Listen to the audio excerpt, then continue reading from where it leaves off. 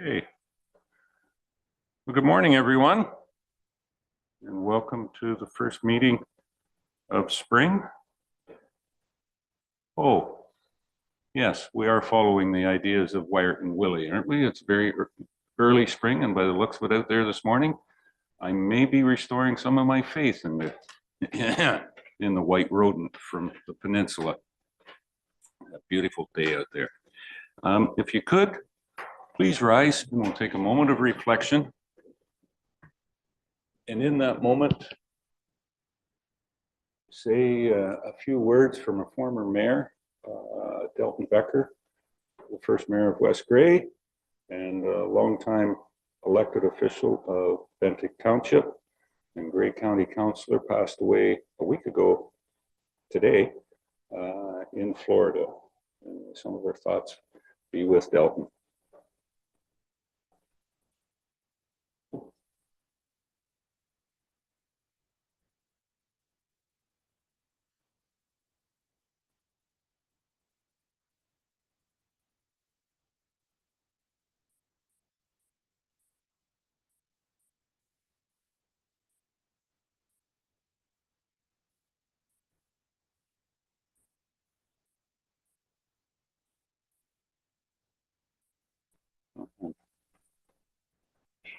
Thank you, everyone.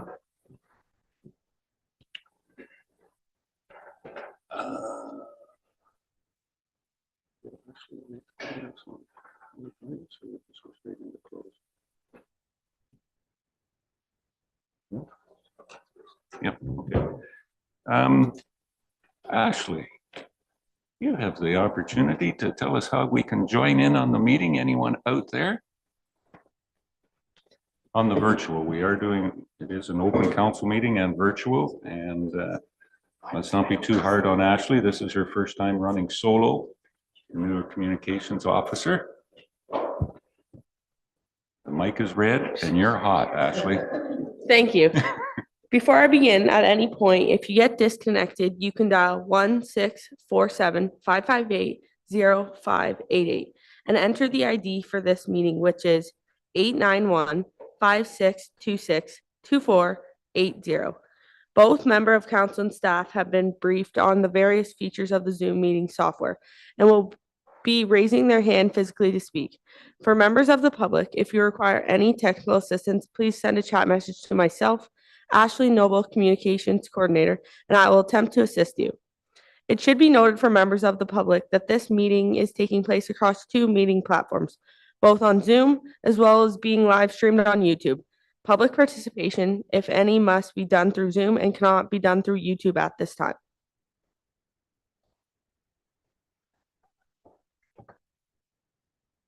Thank you, Ashley. Next order. Can I ask if there's any pecuniary interest or general nature thereof from anything on our agenda? Jeffrey. Councillor Shea. Good morning. I have a pecuniary interest for item 11.2.1, the potential acquisition of the Durham Middle Dam. I have property that abuts that property, so I think I should step aside. Okay, so noted. Very good. If it does arise at any other time, please, it can be declared. Make aware of it. We are going to deviate slightly this morning from the agenda. We have, I've got it here someplace. We do have a closed session matter, and it's regarding litigation or potential litigation with administrative tribunals. And we are going to go into closed session now with our legal. So I need a motion to move into closed session for that. Somebody will move that. Deputy Mayor Hutchison.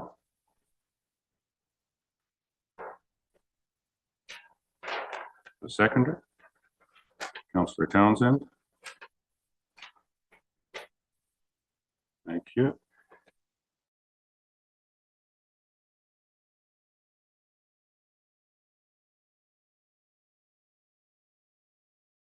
matter regarding litigation of potential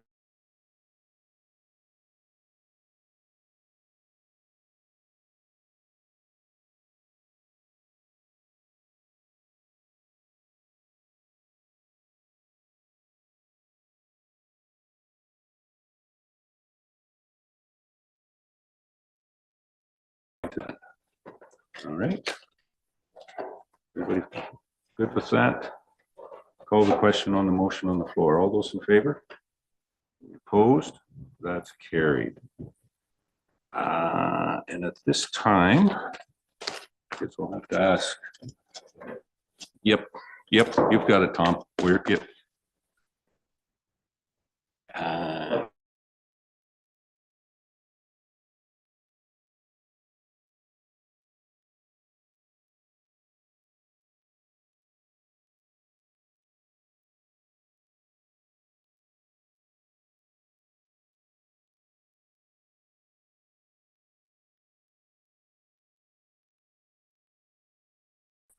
Jody can leave.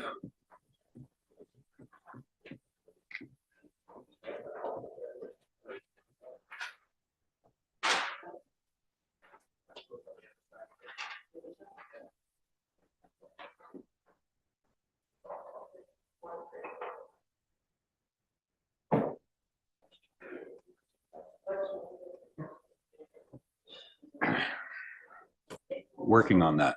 I'm getting a quote. Yeah. Stay muted. Okay. Mute, look.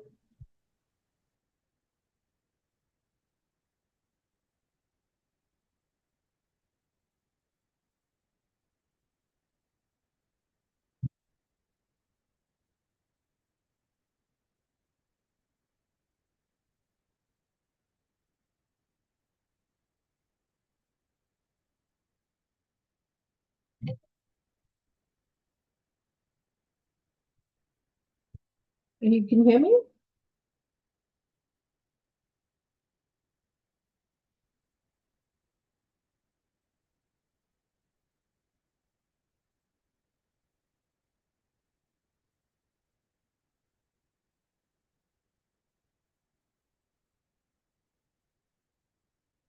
Mute yourself. Huh? It is muted. No, you're not.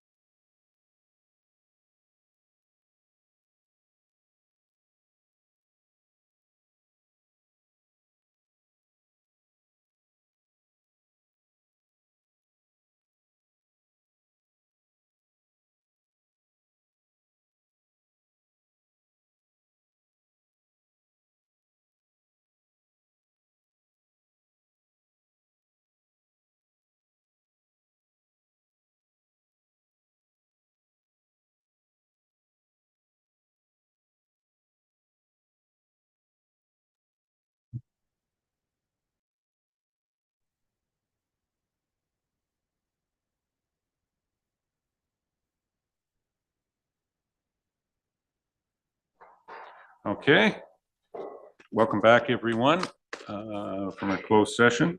We'll say it took a little longer than what we had expected, but during the closed session of council, council reviewed the minutes of the closed session of the regular council meeting from January 16th, 2024, and discussed one matter regarding litigation or potential litigation, including matters before an administrative tribunal affecting the municipality. Advice that is subject to solicitor-client privilege, including communications necessary for that purpose, and a position, plan, procedure, criteria, or instructions to be applied to the negotiations respecting OP 11, and direction was provided to staff. And nothing further was discussed. Okay. That returns us down to the business delegations. We have no delegations on the agenda today, Jamie. Good.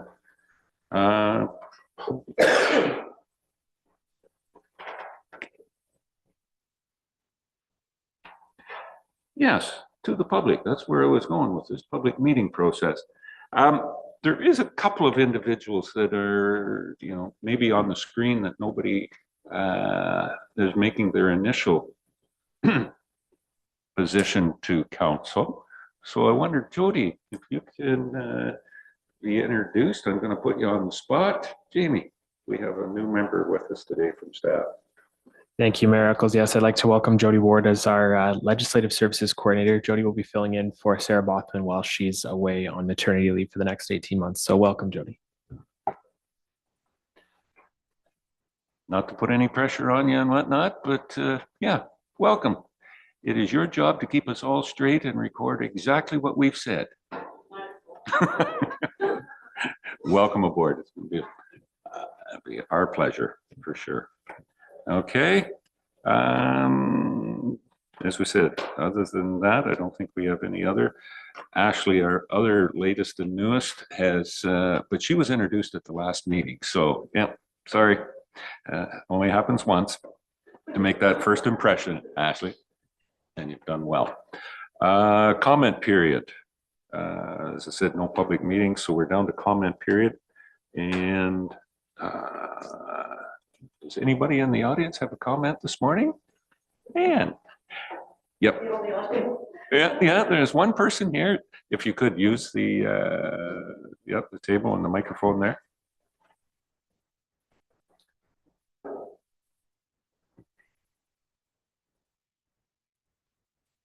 Push the gray button. It'll turn red and you're Good to go. good morning. If you just give your name and whatnot for the record. Good morning. My name is Anne Hagedorn. Good morning, Mayor Eccles and respected members of West Grey Council. I'm here this morning with respect to the staff report from Jamie Eckensweiler regarding the potential acquisition of the Durham Middle Dam.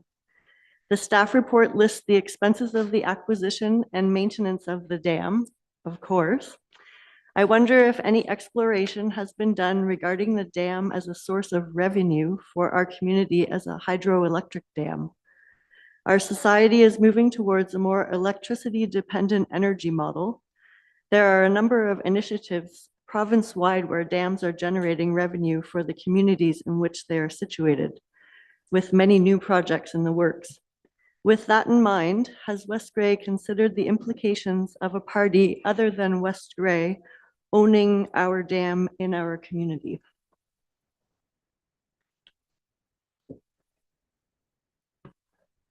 Thank you for bringing that to our attention, and we'll see what happens when it comes up on the agenda.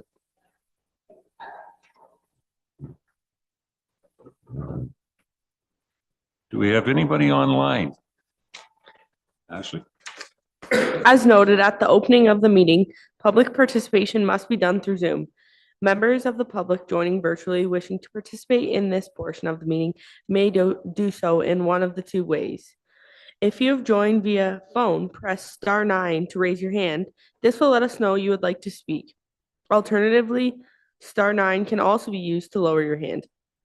If you have joined virtually, you can either raise your hand by clicking either the blue or yellow hand icon located in the bottom corner of your screen, under the more reaction option, or by sending a chat to myself, Ashley Noble, Communications Coordinator, either stating that you would like to speak or you would like to read into the record on what you would like to read into the record on your behalf. And do we have anybody online, Ash? Nope, we're okay. All right. Anything else from comments then? Unfinished business. None that the clerk is aware of. Hasn't been made aware of anything. Adoption of the minutes. We have a number of minutes to be adopted. Minutes from the regular council meeting on January the 16th. We'll do these all together. Don't want to save time. Okay, fine. It's going to work one of these times. It's going to. Minutes from the January 16th, 2024. We're in the package. Do we have a mover and a seconder? Moved by Councillor Hutchison, seconded by Councillor Forrester. Any errors or omissions? Call the question. All those in favor? Any opposed? That's carried. Minutes of the public budget meeting held January the 16th, 2024. Do we have a mover for those?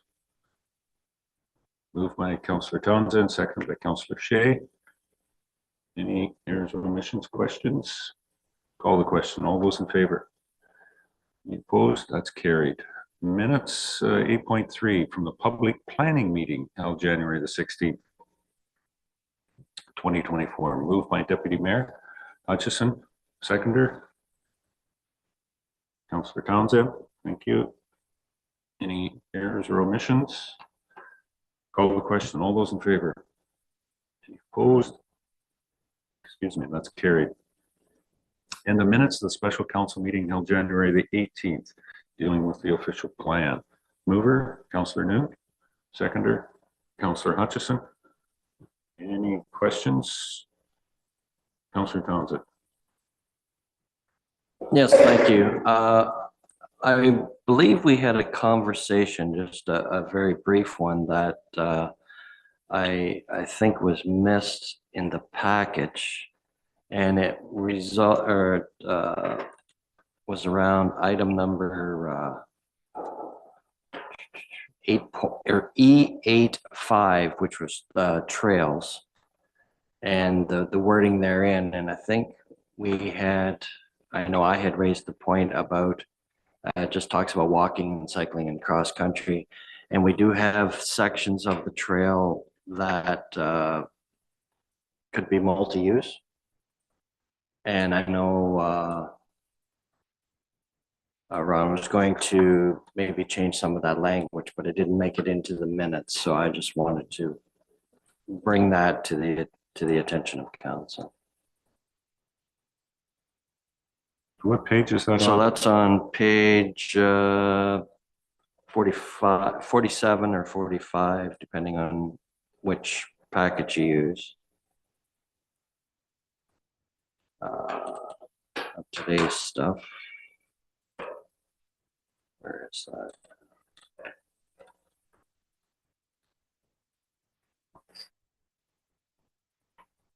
I'm sorry, 27 or 23. That's where I should be. Sorry.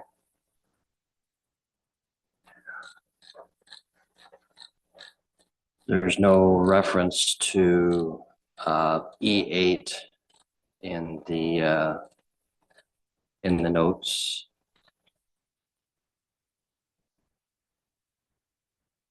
And if you were looking at the package of January 18th, it's actually on the bottom of page 42 or 46 of that package, where it's E8.5 talking about the trails.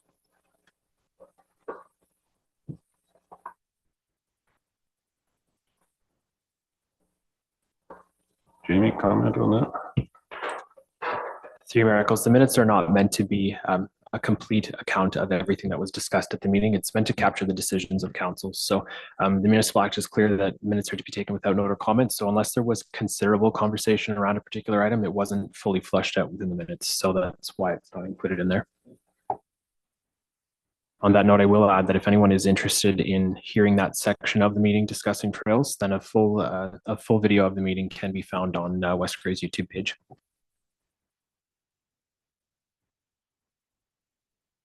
That suffices, Councillor. Okay. Any other questions? Seeing none, I'll call the question and on the motion. All those in favor? Any opposed? That's carried. Okay. Oh, that's it for minutes. Committee and board reports. We'll receive the Saugeen Mobility has 2 from November 17th and December 22nd, and the Saugeen Valley Conservation November 30th. To receive those, do I have a motion? Move that. Moved by Councillor Hutchison, second by Councillor Townsend. To receive those reports, comment. Doug. 2.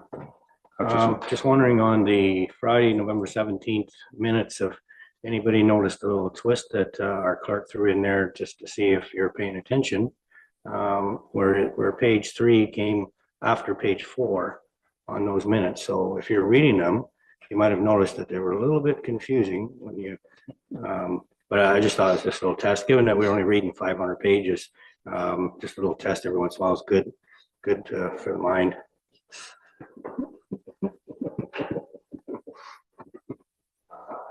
I think we'll allow the clerk to Director of Legislative Services to make comment on that. We'll get back to Thank you, Mayor Eccles, and through you to Councillor Hutchinson. These minutes are provided to us in that format, so I will admit that I did not notice at the time that they were out of order, but I will also say that I didn't put them in the order they're in, so it is noted. Thank you. No problem. that corporation just drives on the roads, they don't number them. Okay. Anything else on that to accept those, receive those minutes from Saugeen Mobility and Conservation? Okay.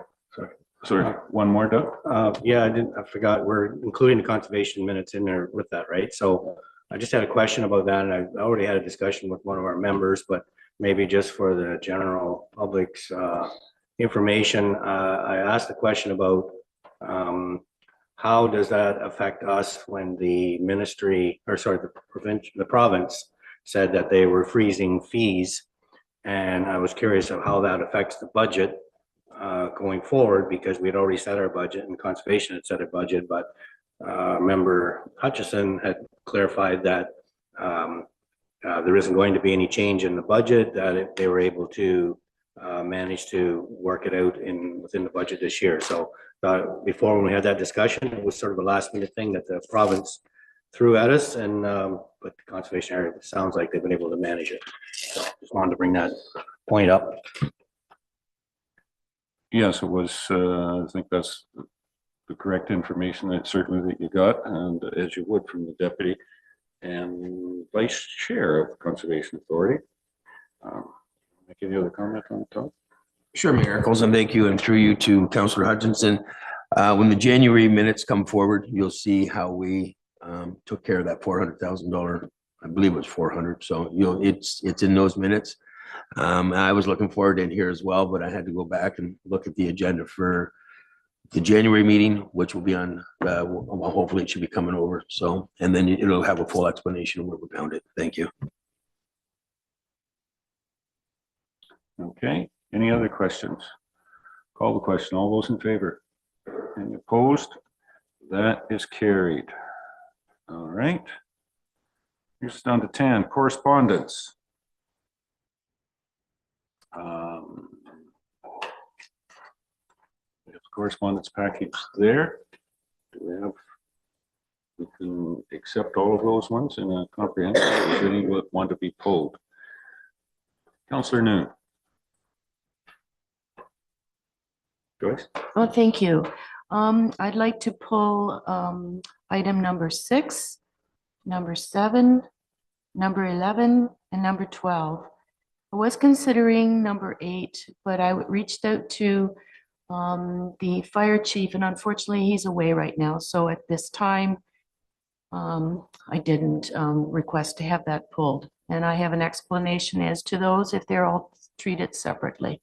Thank you. Okay. So with yeah. So before we put a motion forward to receive, we've had 6, 7, 11, and 12 pulled. We'll deal with those separately, and starting with number 6. See if I can get that one brought up. Okay, item number 6, correspondence from municipality of Tween, license plate renewal resolution. I agree introducing this fee as it would help generate more funds needed for much needed infrastructure replacements at an affordable fee. The initial fee prior when the fee was in place was $60, and then after that it was raised.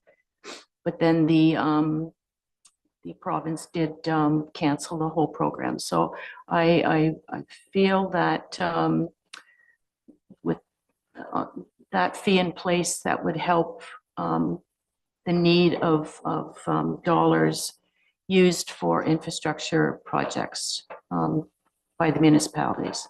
Thank you. Okay.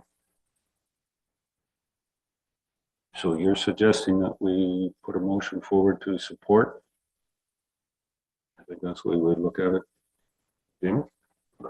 Yes, through your miracles, if that's council's wish, I do have something crafted to support that.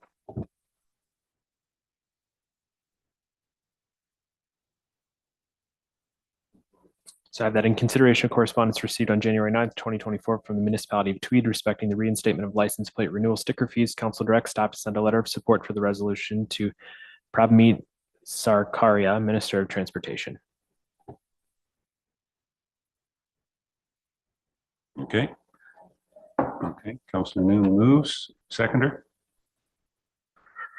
Councillor Forrester. Thanks, Scott. Any questions on that? Comments? Only thing I would like to comment from the chair is that gives the province another 2 point, according to Tweeds. I thought that was interesting just how that number comes out, $2,252,252.25.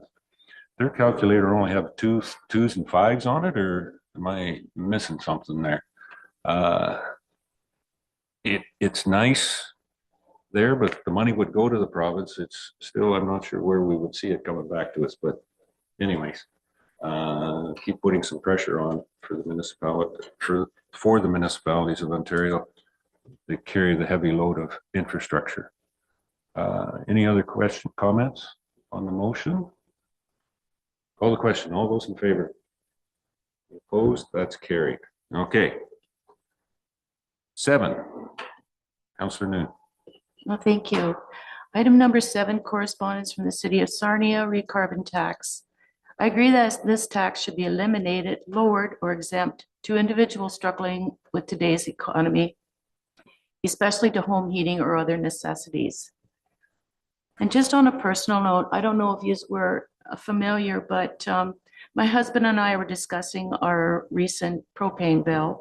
And my husband brought to my attention that the carbon tax is charged on the liters that you receive, but then the HST also charges tax on that carbon tax.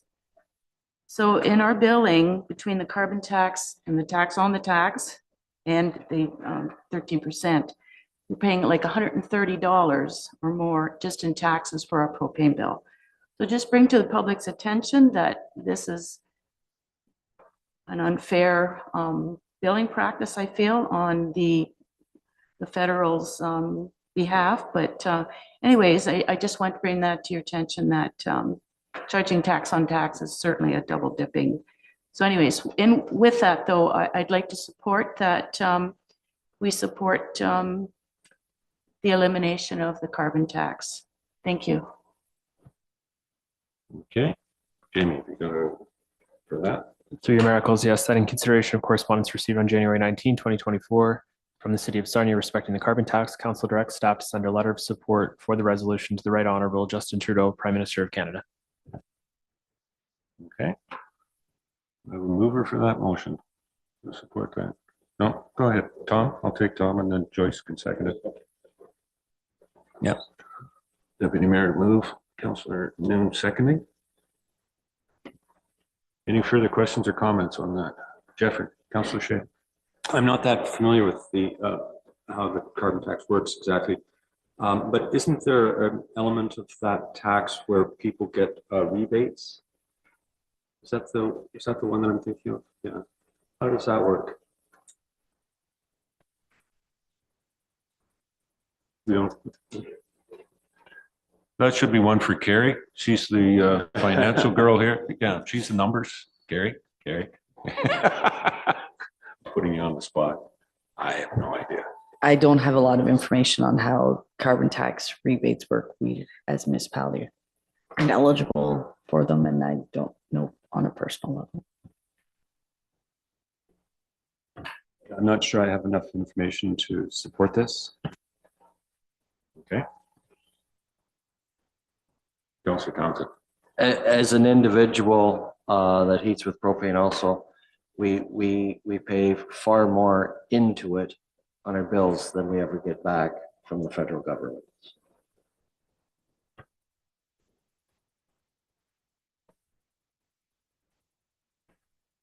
Yeah, the feds aren't quite as good as what the municipalities are. The dollars that come in from municipal tax are certainly multiplied exponentially going back out to the ratepayers of West Grey. Tom? No? Twitching? All right. Any further comments on this motion?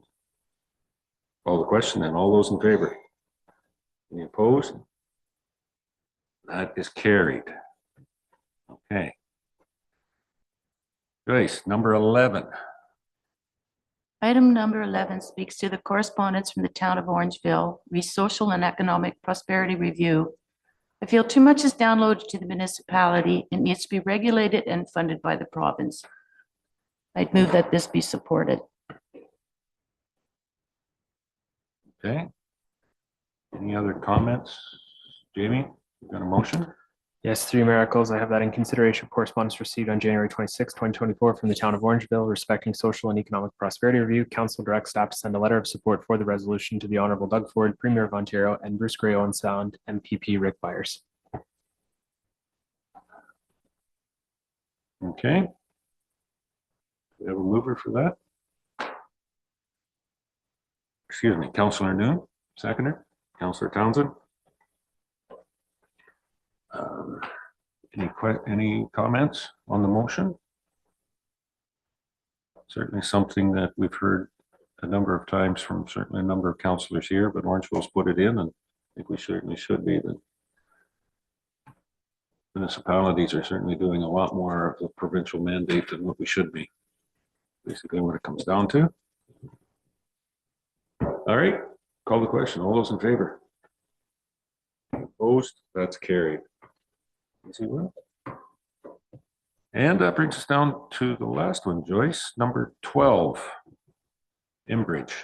Item number 12, correspondence from Enbridge Gas Incorporated, Ontario Board's decision on phase 1 of the Enbridge Gas 2024 rebasing application. Natural gas is a great resource of energy in our community. More coverage is needed. So I hate to have any stop or any the province just putting a stop to it right now. I just want to see it continue to move forward. Okay, Jamie, a motion for that. Certainly, and through you, Mayor Eccles, I have that in consideration of correspondence received January 24th, 2024 from Enbridge Gas respecting the Ontario Energy Board's decision on phase 1 of the Enbridge Gas 2024 rebasing application. Council directs staff to send a letter of support of the Enbridge Gas correspondence to Todd Smith, Minister of Energy, and Bruce Gray on Sound MPP Rick Byers. Okay. Mover for that one. Councillor Noon, seconder. Deputy Mayor Hutchison.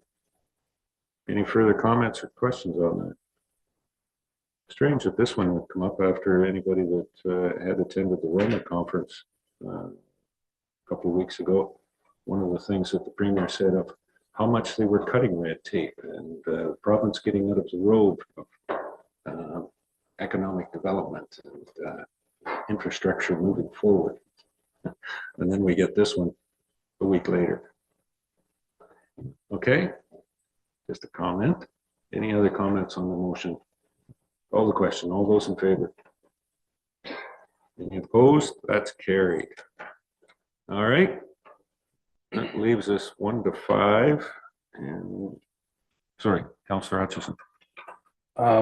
Sorry, if we were done those, I would like to jump back to number 2 if I can still pull it to make a comment on and ask for support. Well, you would like to support number 2, which it's the town of Plimpton, Wyoming. Yep. So it refers to the amending the Occupational Health and Safety Act to clarify the definition of employer. And where this comes about is the municipality hired a contractor to do some work. And unfortunately, one of the loader operators hit a pedestrian and killed him. And the courts found the municipality liable in that case, even though they had no control or no really control on the circumstances, because it was the contractor who was doing the work for them. So Plimpton, Wyoming is supporting the city of Sudbury in terms of their resolution. And just the bottom part reads here, whereas the city believes that the safety of workers is paramount, however, the safety of workers on construction projects in Ontario is not increased by placing liability on parties that do not have control of or are not responsible for the conduct of the work on such sites. Therefore, it's resolved that the council, the city of Greater Sudbury requests that the province amend the Occupational Health and Safety Act to clarify the definition of employer to exclude owners that have contracted with a constructor for a project.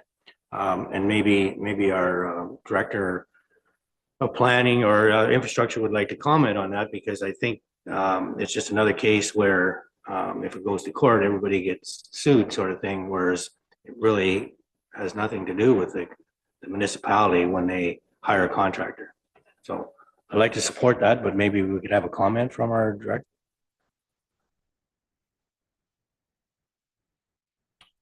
Carl? Director Shipwright? Yes, thank you, through your worship. That would be ideal, for sure. I agree with you 100%. It would be nice for the municipality or any property owner to be removed from liability due to if they hire a competent contractor. It's going to be a difficult one, I think, for the province to approve or the workplace compensation to remove. But yeah, I agree 100%. It would be ideal for the municipality or any property owner. But you know, there is the only obligation I think the municipality or any property owner would have is to make sure they're hiring a competent, knowledgeable contractor. And once you've done that, then that, you know, should negate your responsibility. But that's not the way it sits today. Councillor Shea. Jeff? When we hire a contractor, don't we require them to have insurance that would cover this sort of incident? So I'm not sure why the insurance wouldn't kick in a case like that. Yeah, I don't know either, but I mean, it sort of comes back to the fact that they still feel the municipality is the employer, even though they're working for a contractor on a job. That doesn't quite seem right to me, but that's the way it reads right now in the act. So it'd be nice if they clarify that. And yeah, nowadays It's just everybody gets swiped by the same brush, right? When it comes to liability. So I'm sure it hits their insurance, but it would also hit the municipality at the same time. Carl? Yes, thank you, through your worship. So I believe, and I apologize, I haven't specifically read the motion that was granted, but I believe from listening to what you're speaking to, they're talking about the Workplace Safety Act. So it wouldn't necessarily be a liability thing through a court action. It would be, you know, your inspector or if there was an incident, they would come in and they would assess fines. And they're assessing fines to the municipality and the contractor based on whatever infractions they believe have taken place. So I don't necessarily think it's a liability thing where the insurance for that contractor would, obviously there's a whole separate issue between, you know, the person that was injured, or in this case killed, through court action and liability through the family that you know, that insurance would cover. This is speaking more to workplace safety liability and fines assessed by the inspector of the.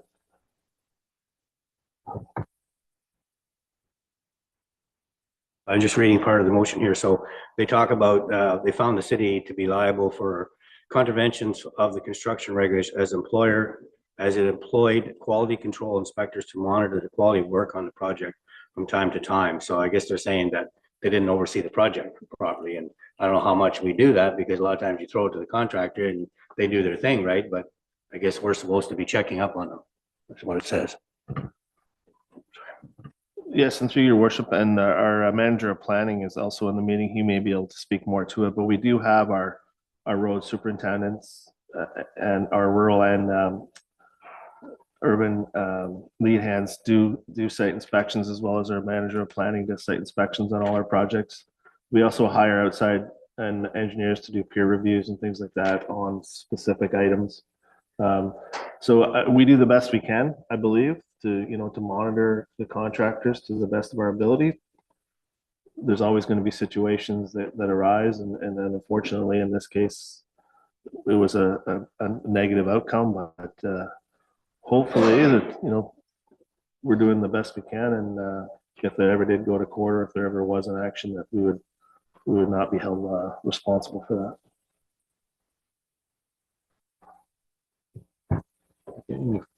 Anything further to? Yeah, so I'm having second thoughts. Maybe it's just an awareness thing, you know, that you know, it's unfortunate the way it's worded, but maybe we don't need to make a motion to support it. It's there. It's probably something that's not going to get changed, but I think as a municipality, we have to be continually aware that you know, ultimately it all comes back to us, sort of thing. So maybe I'll just leave it at this time. Thank you. I think, you know, in reading through, it's the next paragraph there that caught me. It was appealed by the city of Sudbury, and the decision of the court was 4-4. Being a tie vote, tied decision and whatnot, the city's appeal was dismissed. So there's a lot of gray area in there, obviously, when the appeals court can't come to a unanimous decision on where the right and wrong is to it. It's one of those things you did say, Carl, joint and severe liability in any of the liable. Yep, we end up being 2% because municipalities apparently can't declare bankruptcy, and you can keep paying when everybody else declares bankruptcy and steps away. The municipality ends up being 98% on various cases that have been out there on liability. It might be a stretch to try and connect these two, but it does seem to be, you know, our big corporations, private corporations that hire other contractors to do work for them, held in the same accord. I'm not going to do much investigation, but make the assumption that maybe they're not. The way these fines have been handed out, and certainly in this case. Public entities being treated differently by our courts. My comments. Anything else? So do you want to go further with that then, Doug, or not? Okay, don't have a motion. We can include that in, what are we, 1 to 5 and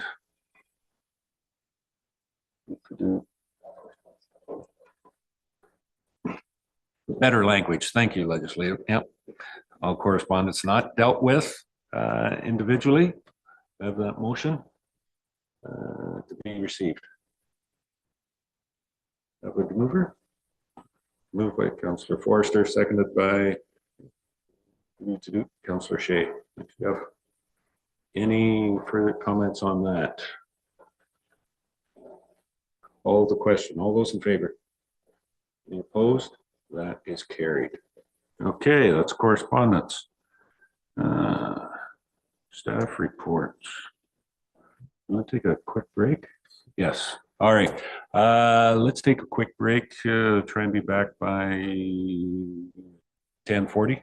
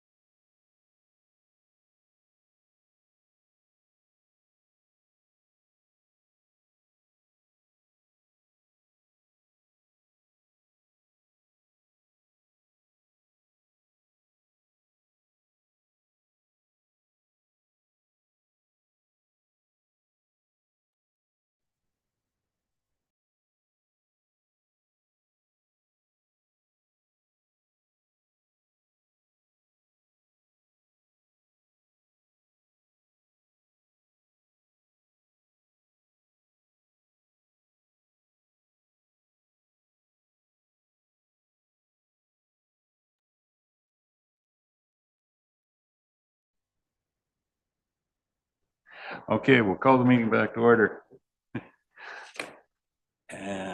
Welcome everybody back.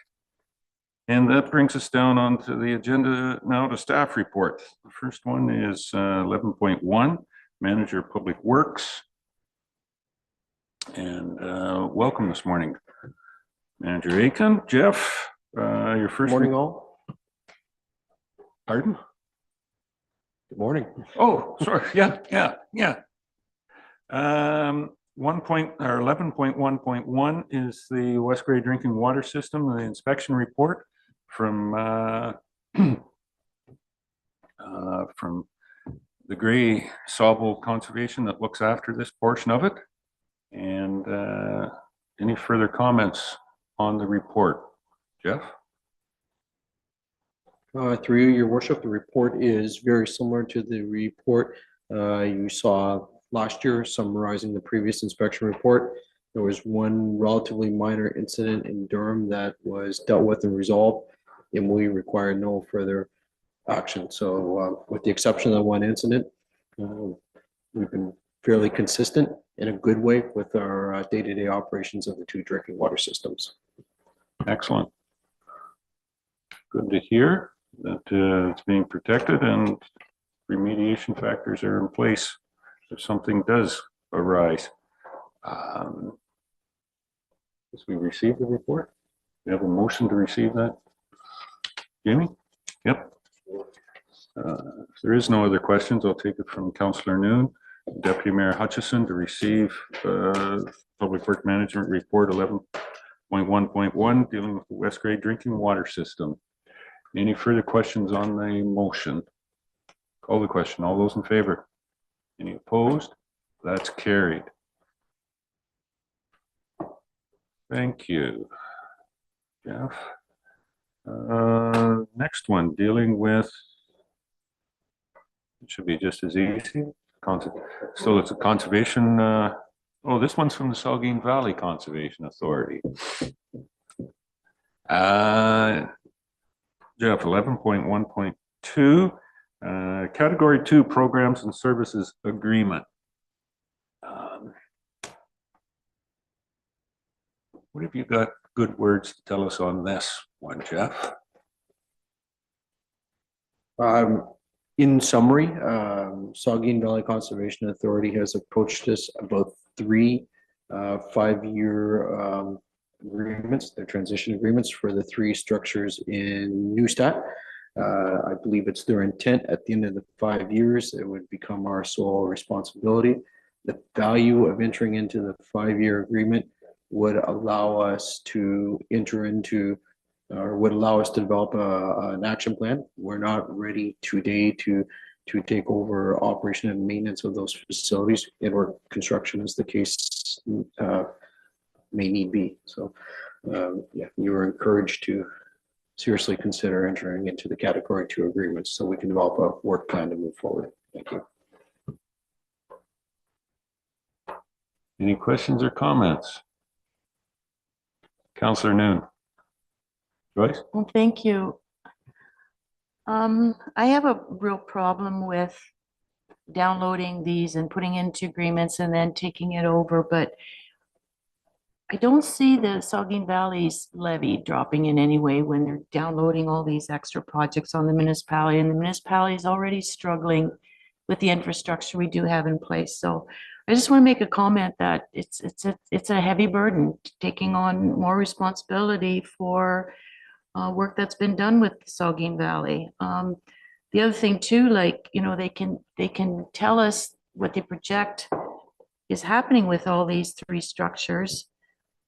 But was there anything that they could have done while they were looking after them that could have been prevented so that it didn't get this far? Every year it's higher and higher cost to do any work on them. So if something could have been done previously, I don't know why it wouldn't have been. But anyways, those are just my comments. Vice Chair of Conservation Authority. Thank you, Mayor Eccles, and I'm not going to respond to, but that question is certainly, it was raised and it will be going back. I can assure you of that, because I think I'm not going to speak on behalf of Mayor Eccles, but have kind of thought about that too. Why? Question I have though, through Mayor Eccles to Mr. Aiken is, are we 100% certain that these three structures, or all of them, or any part of them, are actually property of the municipality? Do we have clarity that this Newstead Dam, for example, is actually ours, or do we have that? And I would certainly like to make sure that we're crystal clear on that before we sign any agreements on any of these structures. So it's just a question, if we could. Good question. Jeff? Through your worship, the one structure, I believe it's dam, has a roll number. The other two, I'm told one of their favorite sayings is we're the benefacting municipality. Therefore, by default, we own them.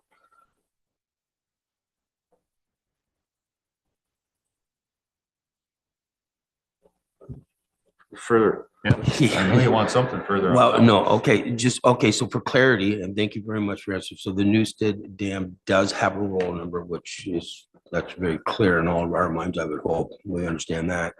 The other two, could you just repeat that? It said Benefiting municipality. I'm sorry, that's a tough combination of syllables for me to say, but that's the message.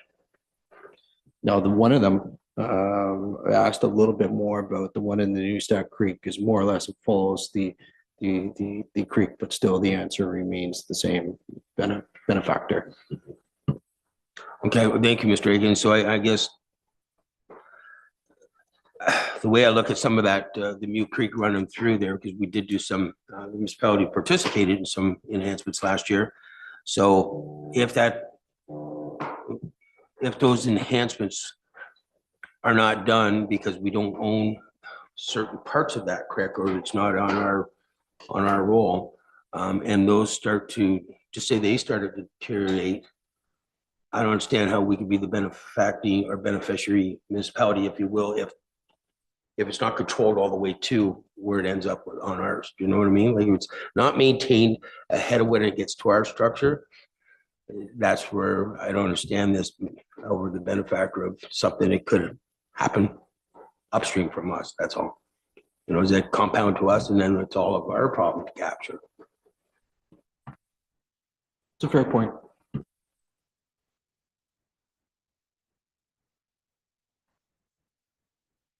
Further questions? Councillor Noon. Joyce?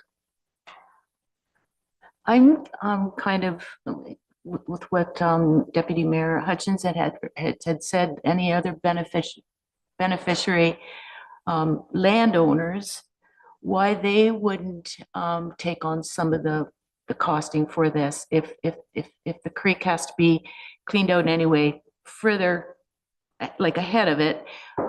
I would treat it like a drainage issue, if that were at all possible, because anyone benefiting from the, whether it's in your backyard or not, like to me, that should be all apportioned out to other property owners as well, to help take some of the burden of the cost off. Thank you. Be apportioned to those that do benefit. I'm going to say, the municipality probably does benefit from some of that, because we have road infrastructure that's there that has. But it goes along through a lot of private property, just so you said, with municipal drains, and we've gone through that apportioning many times of how to clean out municipal drains and who gets charged what. Even putting those municipal drains in, of where the costs are aligned. Tom? Thank you, Mayor Eccleston. It's a good segue to where I was going, Councillor Noon. So it just, I don't want to bring big motions forward, but is it something we should investigate, or, should we seek for some legal advice, or whatever it is, whether we have a consultant's review that portion of the land? It's not technically ours. It is on private property. We all know that. It has to be a shared asset, because there is enhancements to to personal property, private property. Yes, we are a benefactor, as we're, Mayor Eccles just said it. I totally agree with that. But I think that this is a shared asset to some degree. And why are we into erosion control on private property? That's really what's going on. I do support category 2. I understand that, and I understand that very well from the conservation and what Ontario has done here. So I think it warrants still some investigation on how we would potentially we could disperse some of the liability on this. Thank you. Councillor Hutchins. Yeah, so I have a couple of comments. I'm not sure if there's how many questions are in this, but there's probably some that'll come out. First of all, I just like to say that I find this report disappointing. It strikes me that over the years, we've been paying Saugeen Valley Conservation Authority for flood control services. And now with the provincial government streamlining conservation work, all of a sudden we have all these capital costs to replace and repair things. Where has the ongoing maintenance been? It seems unusual, and it also seems unusual to me that there isn't a lot of reporting done. They talked about reporting and there wasn't much there. There was some pictures. I thought that was part of the mandate for the Conservation Authority was flood control. And we're paying for this work, and yet to me it's not, it wasn't getting done, or it seems funny that all of a sudden when the costs are being downloaded that we end up with the benefactor of all these things that need fixed over the next 5 years. Apparently we own the dam in this is in Newstead, but Saugeen Valley has decided it needs to go. Not sure how that works. If we're the owner, why are they deciding that it needs to go? And that's the whole question. Like, do we own it, the dam? Director said that we have a roll number, so I don't know. Does that mean that we actually own that dam? Do we know? I'm gonna look to the Director of Finance for that, or Carl. We're further up the food chain here. Jeff, going to take you off the spot. On that ownership, I mean, we get into some of that discussion as well on the 3 dams in Durham as well too. Somehow there's a few other dams out there that just get overlooked, but those are 4 that we know for sure. So the Newstead Dam, Jeff has said that there's a roll number, and that roll number is registered to the municipality. That would give us ownership. Yeah, I know. No. Yes, I need that is verbal confirmation. Yes, that is correct. The roll number for the Newstead Dam is registered to Municipality of West Grey.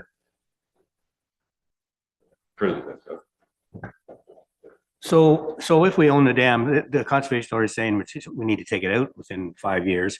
My concern is we take it out, and I don't know what that looks like for sure, but I presume I envision a high hole with a jackhammer on it that you're taking out cement, but then you got a mill that's right beside it.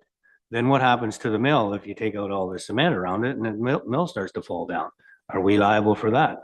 I think there's some real concern. Maybe you don't take it out. Maybe you just leave it there and let it rot away over time, and you fence it off so it's not a safety issue. So there's some real questions around some of the things I think in this report. I agree that these things need to be repaired. It's unfortunate it's sort of fallen on our plate. And I think Saugeen Valley is the mechanism to repair. They're the ones that have the expertise and the manpower to do it. So I think, we're sort of between a rock and a hard place. We have to get it done, I think, for our flood control. But it's unfortunate it's fallen on our plate. So I think there's quite a few questions around these reports, and maybe someday we'll get some answers. I don't know.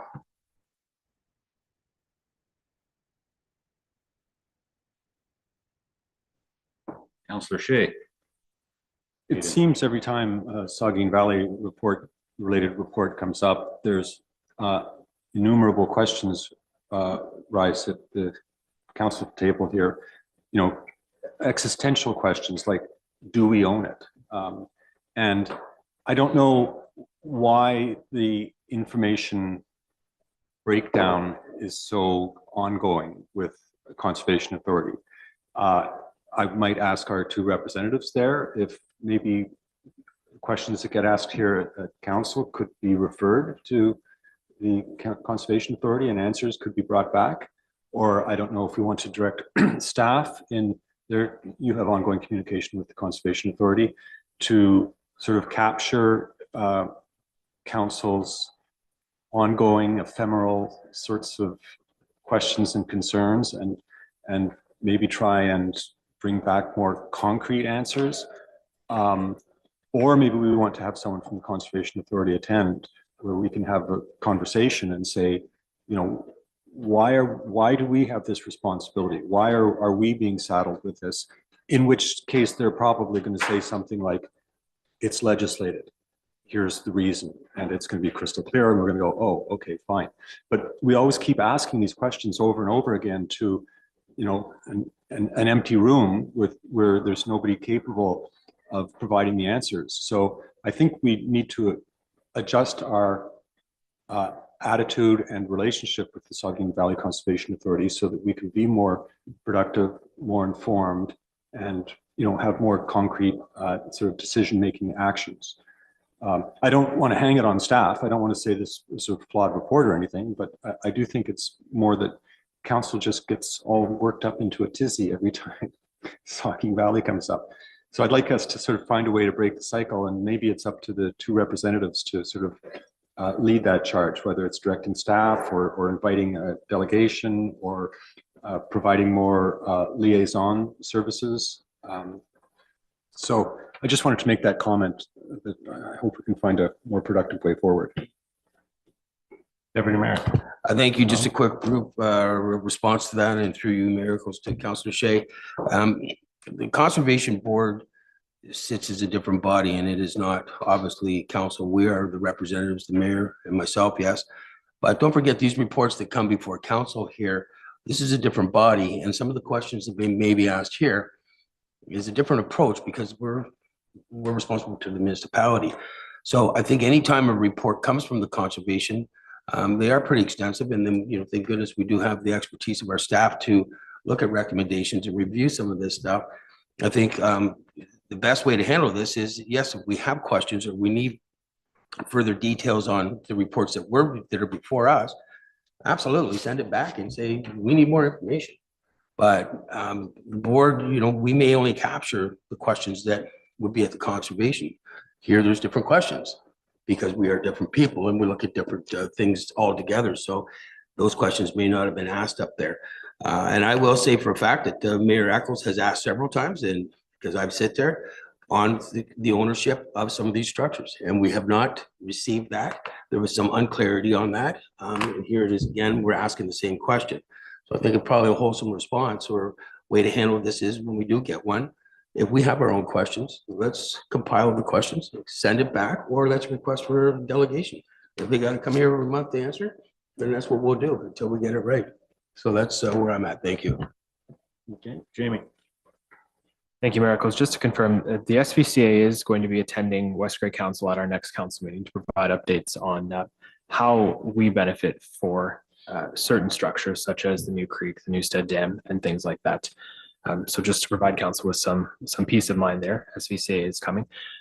Just to build on what the manager of Public Works had said, I think what these Category 2 agreements will do for us will allow us to figure out how we can best proceed in the future. So there is an exit clause within those agreements.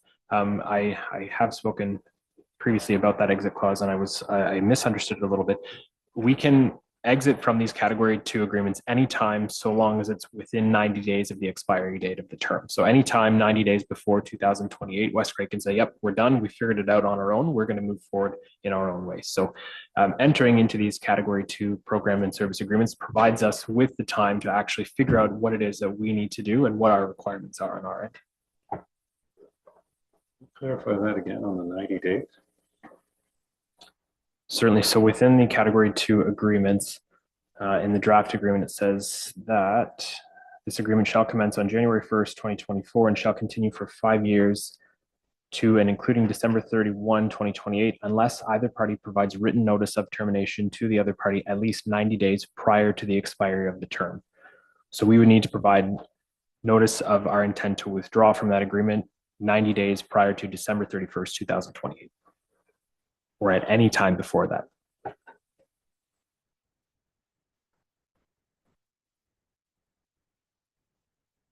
So at any time before that. So next month, we could give them 90 days. If we were to provide notice next month, we wouldn't be required to give 90 days. We would just be required to provide them with notice in writing. So it would be effective that day. So there wouldn't be a transition waiting period. We just can't provide notice within that last 90 days of the agreement. Okay. So at any time throughout this life of the agreement, we can provide notice to withdraw and it would end right then and there.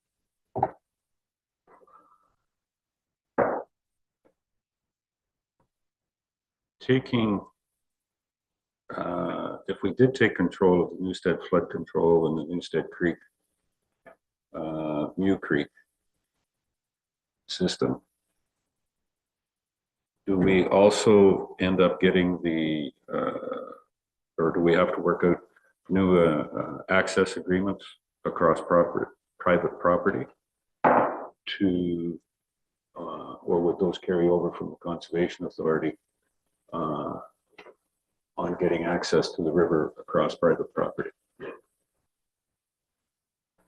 Any thoughts? Carl, Jeff, Carl, Jeff, Jeff, Carl? It's back to you, Jeff. My thought is the intent of the 5-year agreement would allow us to flush out those details. And in fact, that is an issue if we need to transfer some sort of right of way or easement. The benefit of the 5-year agreement would allow us to hammer out those details. So we have confirmation that Saugeen Valley Conservation Authority has access agreements across private property? No, we do not. Once again, that'd be the value of the 5-year agreement, is to figure out how to handle those types of things. If that's something we wish to pursue, that would give us the opportunity as part of our action plan then. Part of that goes back to your point, Councillor Hutchison. Mew Creek had some gabion basket work done in the last year. There is no agreements with conservation across any of that private property.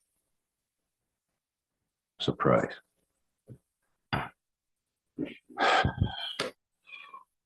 Doug, Councillor Hutchison. So on a positive note, I think it's good to have the 5-year plan in front of us.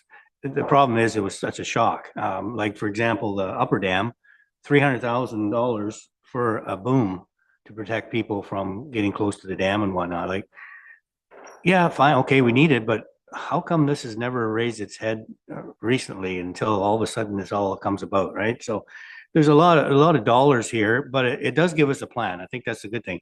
And I think when I read in the report, it does make the statement that Saugeen Valley Conservation Authority owns the upper and lower dam. I'm pretty sure I read that in there. So we're getting ahead of ourselves. We're just talking about Newstead here. Oh, okay, yeah, Sorry. okay.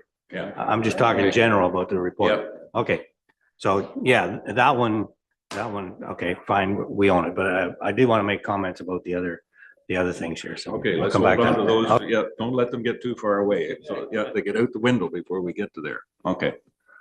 Doug, Councillor Townsend. Thank you. And I'd like to agree with my counterpart, Councillor Hutchison here too, on some of the stuff with the Newstead. Like, we've been paying into Saugeen Valley to look after this stuff for us. And I mean, historically, it says, you know, even the category 2, the money for category 2 was part of the levy. And then all of a sudden, now we got to pay for it over and above the levy, even though the levy was never reduced for that work they were doing. So it seems like we're getting kind of double billed here, which is a little hard to take. And again, to Councillor Hutchison's point, what has conservation been doing? Like, if they would have been doing proper maintenance, like there's vegetation problems and all that that are coming to the forefront now. Well, is that not something they go around and assess and look at every year? We don't let our flower beds in town get overgrown. And then every 5 years, all of a sudden say, oh, we need to clean them out and it's going to cost you X number of thousands of dollars. It's stuff that's done on an annual basis. So it'd be nice to know what the Conservation Authority, quite frankly, has been doing in for this Newstead, for the creek and the dam over the course of the last X number of years. Thank you, Mayor Eccles, and I'll be very brief on this. Also, I would put a motion forward that we, with the recommendation that before us is one. The other thing is, in lieu of the fact that our clerk has told us that the conservation will be coming here for a delegation, I think that's a very good time for each and every one of us to write out the questions, whatever they win. There's obviously quite a few here. Let's ask them, and let's get a read from whoever's the representative from the conservation. And moving forward, any other questions that we may have, I'm sure Mayor Eccles and myself will be more than happy to take them back as we move along. But as the delegation is coming, let's compile all these questions that are around category 2s and anything else that's before us. And let's get the answers on the spot right here in our forum. Thank you. Councillor Noon, Joyce? Just for clarification, for Deputy Mayor Hutchinson, are you moving to support the agreements? Because I would ask that we table it until after we've had the delegation with Saugeen Valley Conservation. I'm putting the motion forward that we do, with the recommendation before us, that we do move forward with category 2 agreements. Okay. So Deputy Mayor Hutchison has moved to support the recommendation or move the recommendation from staff. That the category 2 programs authorize the mayor and clerk to execute on this, sir. Okay. Separate 5-year. Jamie. Through Mayor Eccles, if Councillor Noon is moving a motion to defer, that would take precedence over the main motion. So if that motion is made, then we would deal with that motion first.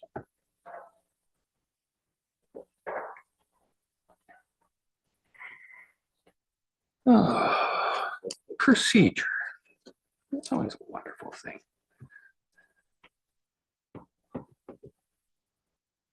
All right, that's the way it is. Just don't know how we defer something that's not on the table. Give me a direction on that one.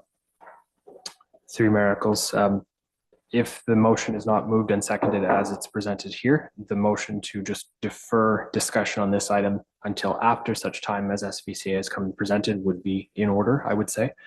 So this motion itself does not have to be on the floor in order to defer the report to a later date. Okay.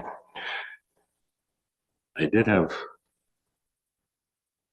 take Councillor Deputy Mayor Hutchison's moving the recommendation first.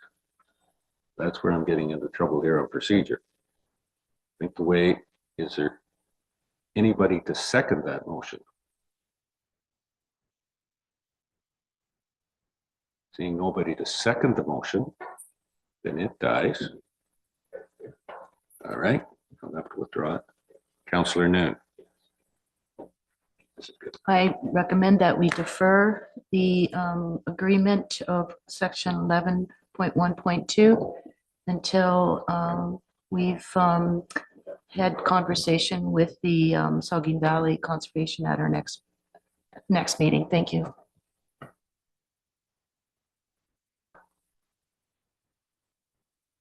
We have a seconder for that deferral. Councillor Shea. Thank you, Jeff.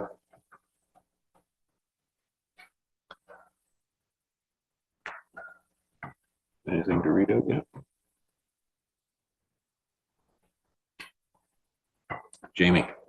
That in consideration of staff report IPW 2024-03 SVCA Category 2 programs and services agreements, council defers the report until after a delegation is provided by the Saugeen Valley Conservation Authority. Very good. Is there debate on? Yes, there is debate on the deferral.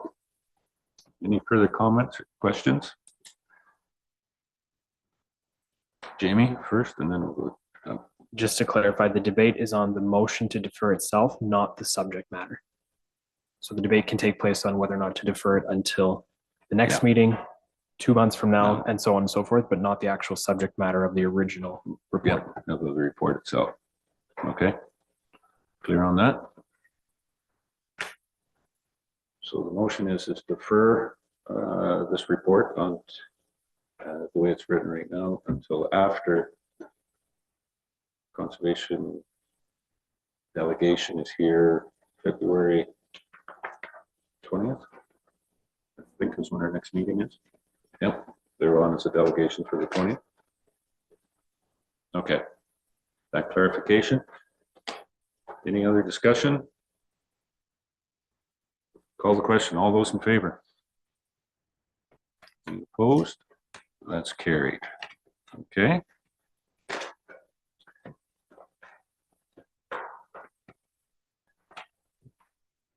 Jeff, that's the first conservation one done.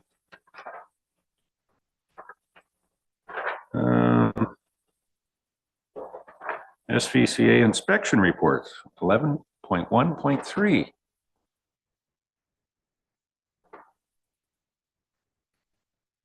Anything else to add into this one?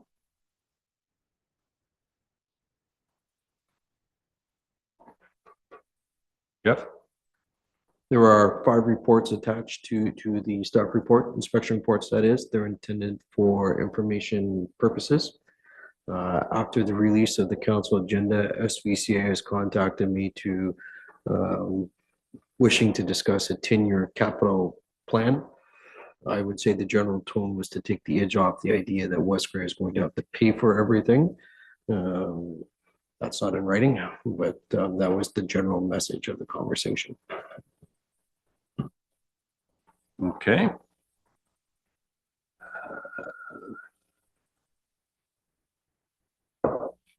Any further questions or comments on this one? I don't think there's any money yet on firms. No, well, I think the inspection report will go along with the delegation, right? So there are a number of questions that come up, I think, in those reports that it would be nice to ask the authority in terms of, you know, what it means and where it's going, sort of thing. So I think combination of a plan, 5-year or 10-year, whatever, and then we can get some of these questions answered and move forward. So look forward to it. Okay. And I'll need a motion to receive Jeff's this report, 11.1.3. Motion to receive. Thank you, Councillor Shea. Seconder, Councillor Townsend. Any further questions on the motion? Call the question. All those in favor? Any opposed? That's carried. Okay. Thank you, Mr. Aiken. You're welcome.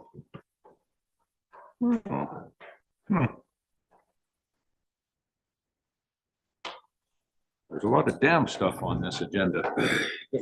Next one, legislative affairs. 11.2.1, potential acquisition of the Durham Middle Dam. This is your report, and Councillor Shea is declaring a conflict. Note that he's left the room. Councillor Noon, Joyce? Are we out of order? The clerk provided us with an updated addendum to the agenda under staff reports. There's 11.2. Oh, sorry, 0.3. I'm sorry. I retract. Sorry about that. Yeah. That's part of that whole thing. He's been making that, you know, Councillor Hutchison's already questioned him on where 4 and 3 come in the pages, but yeah. So I think it's probably good to note that I'm not the treasurer then in that case. Yeah. Reports are yours, not numbers. Correct. Okay. Thank you, Miracles. So this report is before you. It's on the potential acquisition of the Durham Middle Dam. So just briefly, in 2020, Council provided direction to staff to proceed with negotiations to acquire the Middle Dam. Infrastructure Ontario has set a purchase price of $12,000 for the Middle Dam. Average yearly service costs for the dam are approximately $20,600, but have been rising year over year. It has been noted that the actuator gate will need to be replaced in approximately 3 to 5 years at a cost of approximately $25,000. And the dam structure is set to reach its end of life in 2039, at which time it will need major rehabilitation or a complete replacement. And I didn't get concrete numbers on the replacement value of the dam, but they suggested that it was somewhere in the ballpark of $4 million. So with that, direction is required from council to staff on how to proceed with this matter.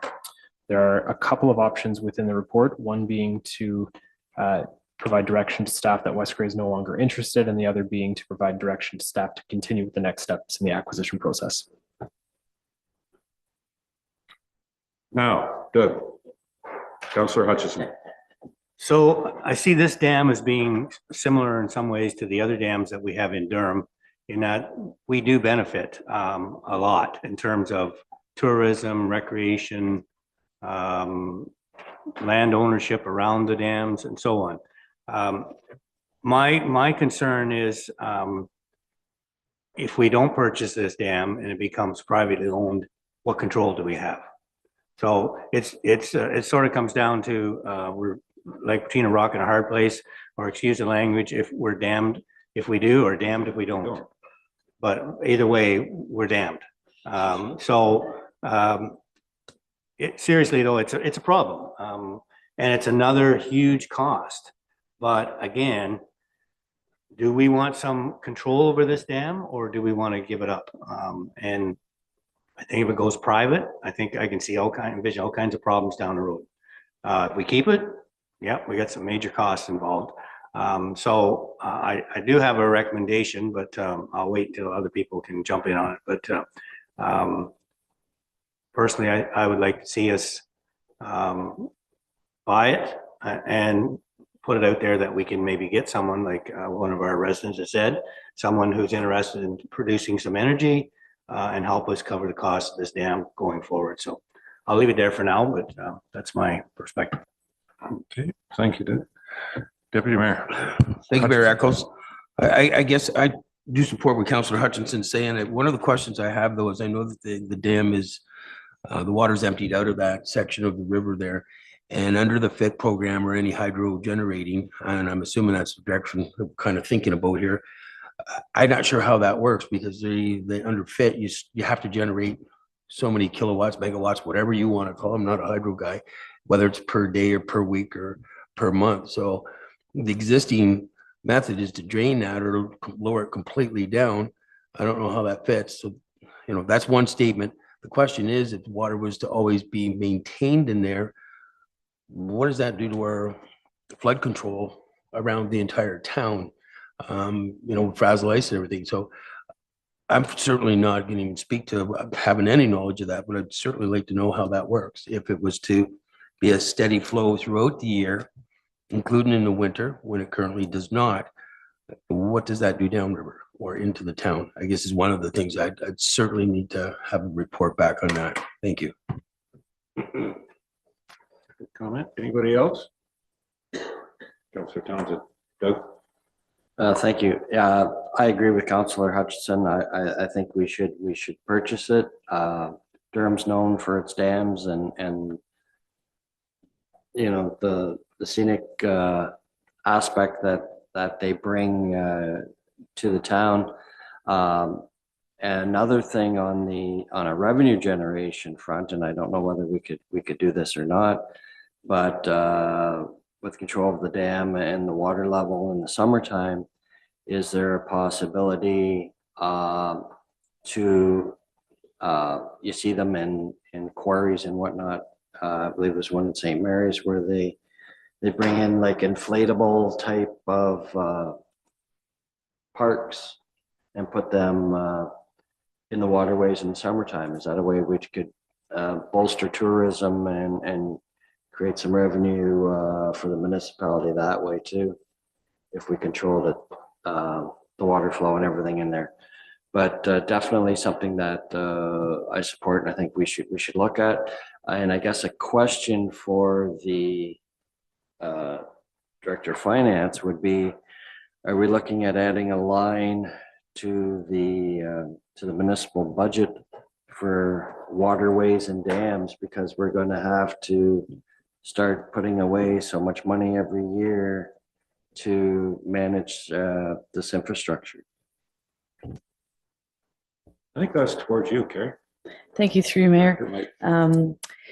Yeah, just looking at the structure alone, you're probably looking at adding $275,000 to $300,000 for that rehabilitation by 2039, let alone the operating costs. But just with that $4 million, add inflation, just that cost alone, that's what you need to prepare for right out of the gate. And then the 20 to 25,000 for operational on an annual basis as well. If I could say, Director Mighton, we've had the Conservation Authority has probably been the ones that have been looking after this dam, as well as I think the other dams in the municipality. And it seems that their record of maintenance costs and projection of costs has been questionable at many times. And I guess one of the questions certainly comes up is, they do an engineer's report on an annual basis, or is it biannual that they do it, or whenever it is? It seems kind of vague as well. And Councillor Shea's not here. I've asked the question, it's on record at the conservation, their investigation and in that operation of having to have an engineer's report on the dam. Is that legislated? Is it an absolute requirement? And that one I did finally get an answer out of asking the question 6 different ways. Finally got the answer was, well, no, it's just kind of in Taugene's best practice. That's that we get an engineer to do that. The other aspect is on some of these numbers, I question with some of the other private operators that have private dams that are on the Saugeen River system. They have somebody that, yes, inspects the dams on a daily, weekly basis, but not an engineering company. It's an individual that looks after it. So what I'm saying is these numbers, yeah, it's 300,000 or 400,000, but those are the numbers that are being projected by a corporation that we maybe not really agree with. So I think we should take some time to figure this out. Jamie, you're probably going to tell me I'm off base. Thank you, Mayor Eccles. And what I will say is that while the operating expenses were provided, the operating costs rather were provided by Saugeen Valley Conservation Authority, the actual infrastructure costs, such as the rehabilitation, the actuator gates, all of that was provided by Infrastructure Ontario. So those numbers did not come from Saugeen Valley Conservation Authority. The other thing that I will note is that there is no access to the dam with the exception of through the actual park itself. So there is only access through that park, the Conservation Authority's park. There's no access from the other side. To access it from that side, you'd have to go across private property. So that's another factor to consider with this as well. So there's no agreement there for access to that from the south side? That is correct. So there's no municipal property that touches onto this. So in the report was, or I think it was Councillor Hutchison that said that the municipality has land that touches onto this dam, but we don't.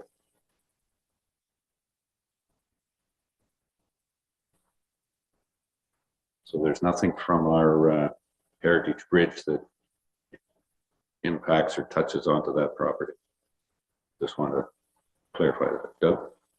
Well, I don't know if I said that, but I always thought there was an easement on the south side, but that's something apparently we don't have. I got staff. Shagan maybe help us with that. But on the other side, I know there's a mixed bag of ownership in that between the Heritage Bridge and the dam and the conservation area. There's about 8 different landowners in there, so it's a bit tricky. But I mean, that's something we'd have to iron out for sure in terms of if you're going to try to get somebody in there to do to put in a dam or put in a hydro generating station, they have to have access, right? So what that looks like and so on, I don't know, but there is a conservation property there, I believe. We're just not sure what it looks like.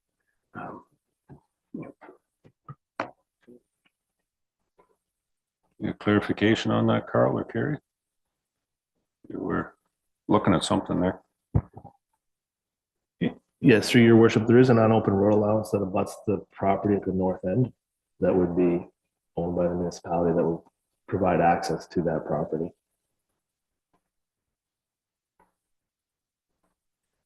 Yeah, I kind of thought that there was some access there. Okay. Further, Deputy Mayor. Thank you, Mayor Eccles. And I do have a question that I would like to see us send to the conservation if we do move forward with this purchase or this acquisition. We've all heard the word benefacting or beneficiary with things like that. This middle dam does provide a beneficial factor to the Saugeen campground, which is conservation. So we're managing that. Then there should be some kind of, in my opinion, because we're involved with that structure, they're benefiting over on their park side. We should have an agreement in place where they've got to provide a little motivation back to us to maintain the water level. I think the word starts with M, but I think it's monetary, not motivation. Given a motivation, that would be us.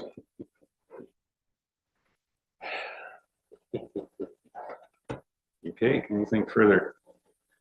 Doug, Councillor Hudson. Yeah, so the same thing can be said for the upper dam, right? The conservation, the park benefits lots from the upper dam, which is like this dam. I mean, but I think too, I think somewhere along the line, we'd want to reach out to the public, because I'm pretty sure there's a lot of people that live along that dam would say, what do you mean you're going to sell that dam off, or let that dam go into private hands? I think there would be a public outcry, and people in the town would say, we don't have any control over that dam. So if they want to put it in or take it out, then that's up to them, right? So I think there would be a public outcry, and I think we need to let the public know that we're in negotiations and that that this is the direction we're going. So my thoughts were, I would like to see us tell the ministry that we're interested, but we'd like time to do further investigation in terms of, is there someone out there that would be interested in partnering with us for hydro generation? But again, you don't want to jump ahead too far and say, okay, we'll buy it and then do all that work. But then again, down the road, if we say, no, we're not interested, what are they going to do? They're going to sell it off. So we're between, like I said, between a rock and a hard place here. We have to do something, but it would be nice to have a little bit more time to investigate some of these things about access, agreements. Private partner would help us with some of the funds for this. So that would be my recommendation, that we ask for a little more time. We're interested, but let's wait a little bit. But this thing's been on the table for a while, so I don't think they're too big a hurry, hopefully. I'll let the author of the report comment on the timing aspect of it. Jamie? Thank you, Mayor Eccles. So I just want to make it clear that whatever option you choose right now, option 1 or option 2, it does not mean that we're submitting an offer tomorrow.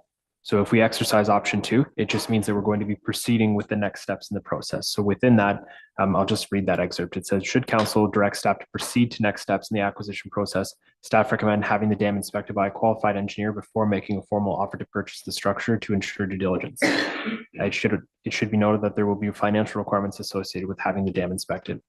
In addition to that, it's difficult for us to say right now if hydroelectric production is possible at this time. So while that would be nice, we can't say with certainty whether or not that would be possible. So if you exercise option 2, we would be doing work on the back end before we bring forward a formal offer to purchase. And if I'm reading through this right, and as Jamie has said, it's been going on for a few years, Doug, to your point, I don't think another few months on our end is going to be detrimental to any decision that Infrastructure Ontario has. Or are we aware of anything that they're putting it on the market, Jamie? I'm not aware of that. I'm led to believe that we have first right of refusal on this. So should we respond back to them saying that we're investigating options to move forward with it, I think they would be receptive to that. Very good.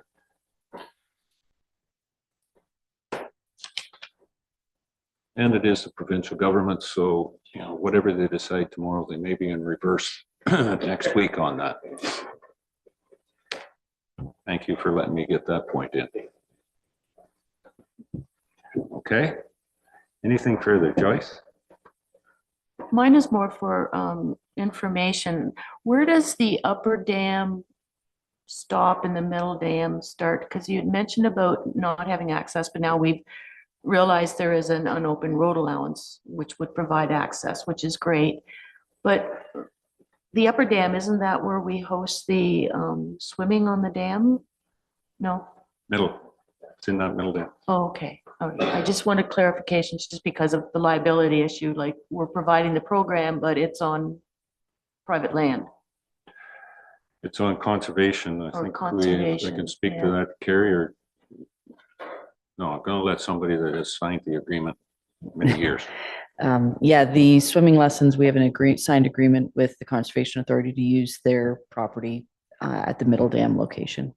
Yeah, for access into that access point halfway up the hill there for the parking lot on the west side of the grounds. And with that have, I believe in that agreement, use of the washroom facilities, but we contribute something to that as well too. Yeah, there's a monetary contribution there already. Okay. Go ahead, Doug. I think Well, I'll make a motion that we go with option 2 to do further investigation and let them know that we're interested. Okay, seconder. I'm gonna take Doug. Be Doug and Doug. Councillor Townsend, okay. Anything further on that? Call the question. All those in favor? Any opposed? That is carried. Okay. Now, either Carrie or I'm not sure whether Councillor Shea is still in the building or whether he's in the anteroom.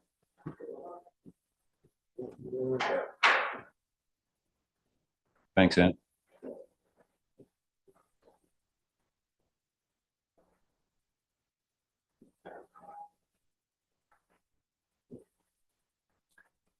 Okay. Jamie. The next one is 11.2.3, or sorry, 11.2.2.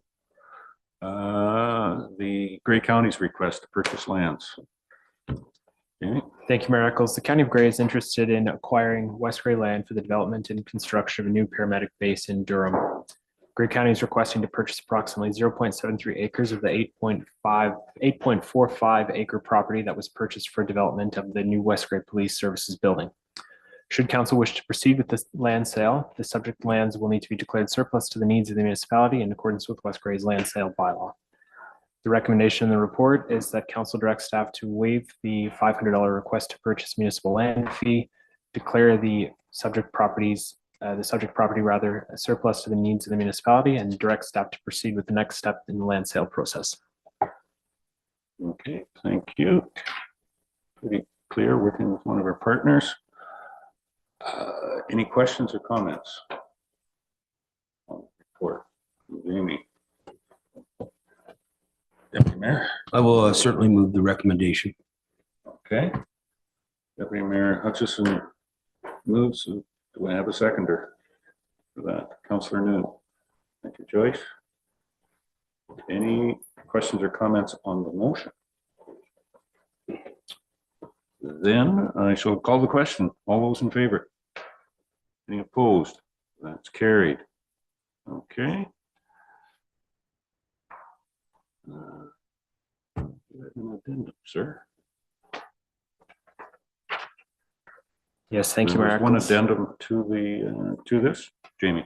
Thank you. It is with great sadness that I write this report and present it to you today. As you may be aware, West Grey's current Chief Administrative Officer / Deputy Clerk has tendered her resignation effective February 9th, 2024.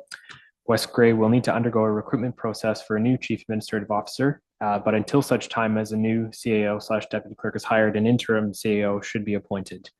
Within the report itself, in consultation with the Mayor, staff are recommending that the Director of Finance / Treasurer be appointed as interim CAO / deputy clerk, and that council directs staff to proceed with the recruitment of a permanent CAO / deputy clerk.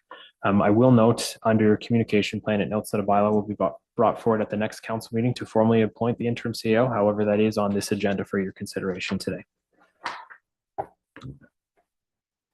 Okay. Questions or comments on that?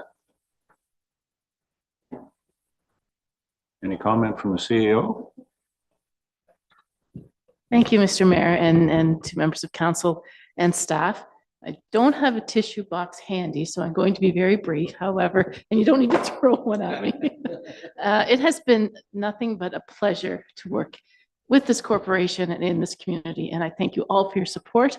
And I will still be a ratepayer, so I'll be watching with a different level of interest in the decisions that council is making, and wish you Godspeed. But thank you for all of your support, and I look forward to watching the community continue to grow. Thank you, Laura. Any other comments? I think I can say on behalf of council and past councils as well, your work here at the municipality has been exemplary, and would certainly like to, at any time going forward, give you that recommendation to any of your employers. I think I know where you're off to. You informed me of that, and I'll be very jealous of them stealing you from us, but it's an advancement to a career move, and wish you all the best in traveling south down Highway 10 instead of traveling north to West Grey. But being a property owner, you will be traveling north on for other reasons to come and enjoy West Grey, as many people do. And you've left it in a place where all of us can't. So thank you on behalf of council and past councils and staff. Congratulations and thank you. Very good. Okay. Now that we've if you want, you could put that on record and turn your microphone on, that little comment, Madam CEO. The recommendation, Jamie, unless there's any other discussions or comments on that. Deputy Mayor would like to move the recommendation of appointing, and Councillor Hutchison would second that.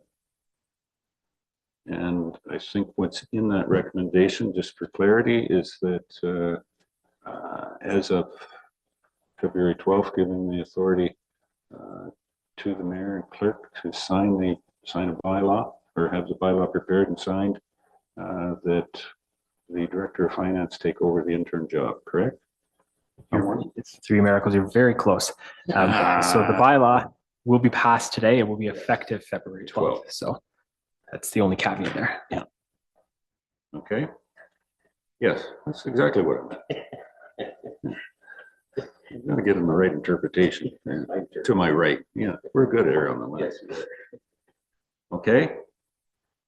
Been moved and seconded. Any further questions or comments on the motion? Call the question. All those in favor? Any opposed? That is carried unanimously. Ms. Mighton. Okay, that's it for that one. 11.3, Director of Finance Treasurer. Another week we won't be able to say that. Other added titles on there. Director of Finance Treasurer to sign an agreement for court security and prisoner transportation agreement. Carrie, anything extraordinary or beyond that? No, it's just a renewal of our annual agreement with the ministry for the court security grant.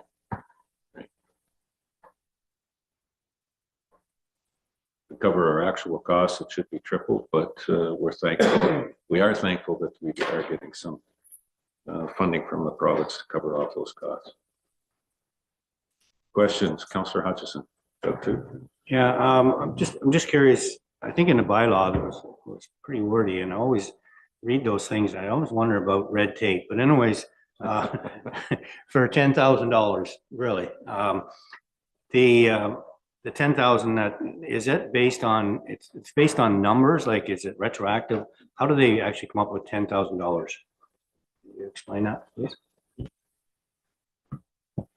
I don't have details on how they come up with it, whether they look at prior year expenses, but we usually go over that. We don't actually provide court security, but our expenses are in relation to prisoner transportation. As an example, for 2023, we've spent just over $12,000 on prisoner transportation expenses. But how they actually come out with it, is it a rate per that? I've never seen details on that.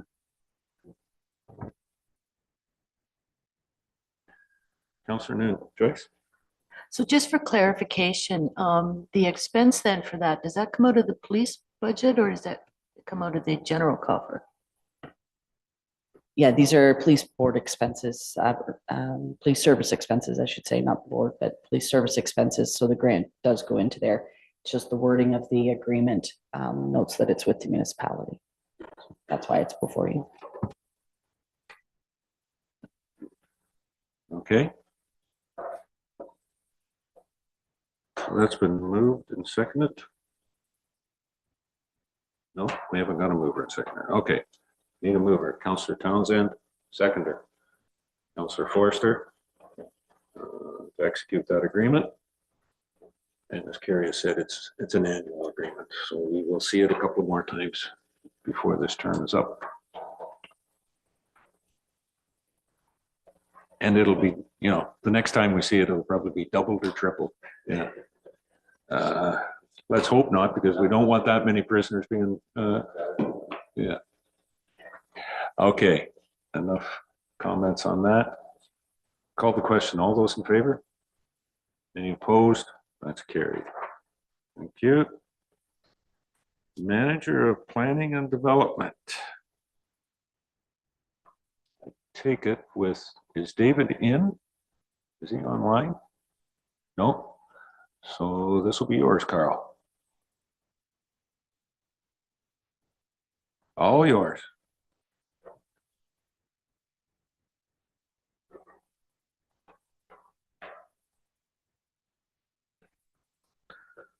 Thank you, Your Worship. So this, yes, David Smith, our Manager of Planning and Development, is unfortunately fortunately for him, is on holidays in Europe for a couple of weeks, so he is away and unable to attend today. But hopefully, I can answer your questions. It's just a small change to the zoning, just to modify the potential building area, as the Saugeen Valley has requested a small change. They reviewed it, and we set the area based on the EIS. The Saugeen Valley reviewed the EIS and has requested a small change, which is no requirement. Our Manager of Planning and Development, his opinion is there's no requirement for further notice. It's just a small change to the overall building envelope, but it doesn't change what is permitted on the lot, and it doesn't drastically change the area that's being built. So. Okay. Any further questions? Clarification needed on this? I think Director, or not Director, but Planner Smith has given it. It certainly doesn't meet any of the threshold for the whole public meeting process again. What it comes down to paraphrase it. Okay. Do I have a mover to accept the recommendation? Councillor Townsend and Deputy Mayor Hutchison. Any further questions or comments on that? Call the question. All those in favor? Any opposed? That's carried. All right.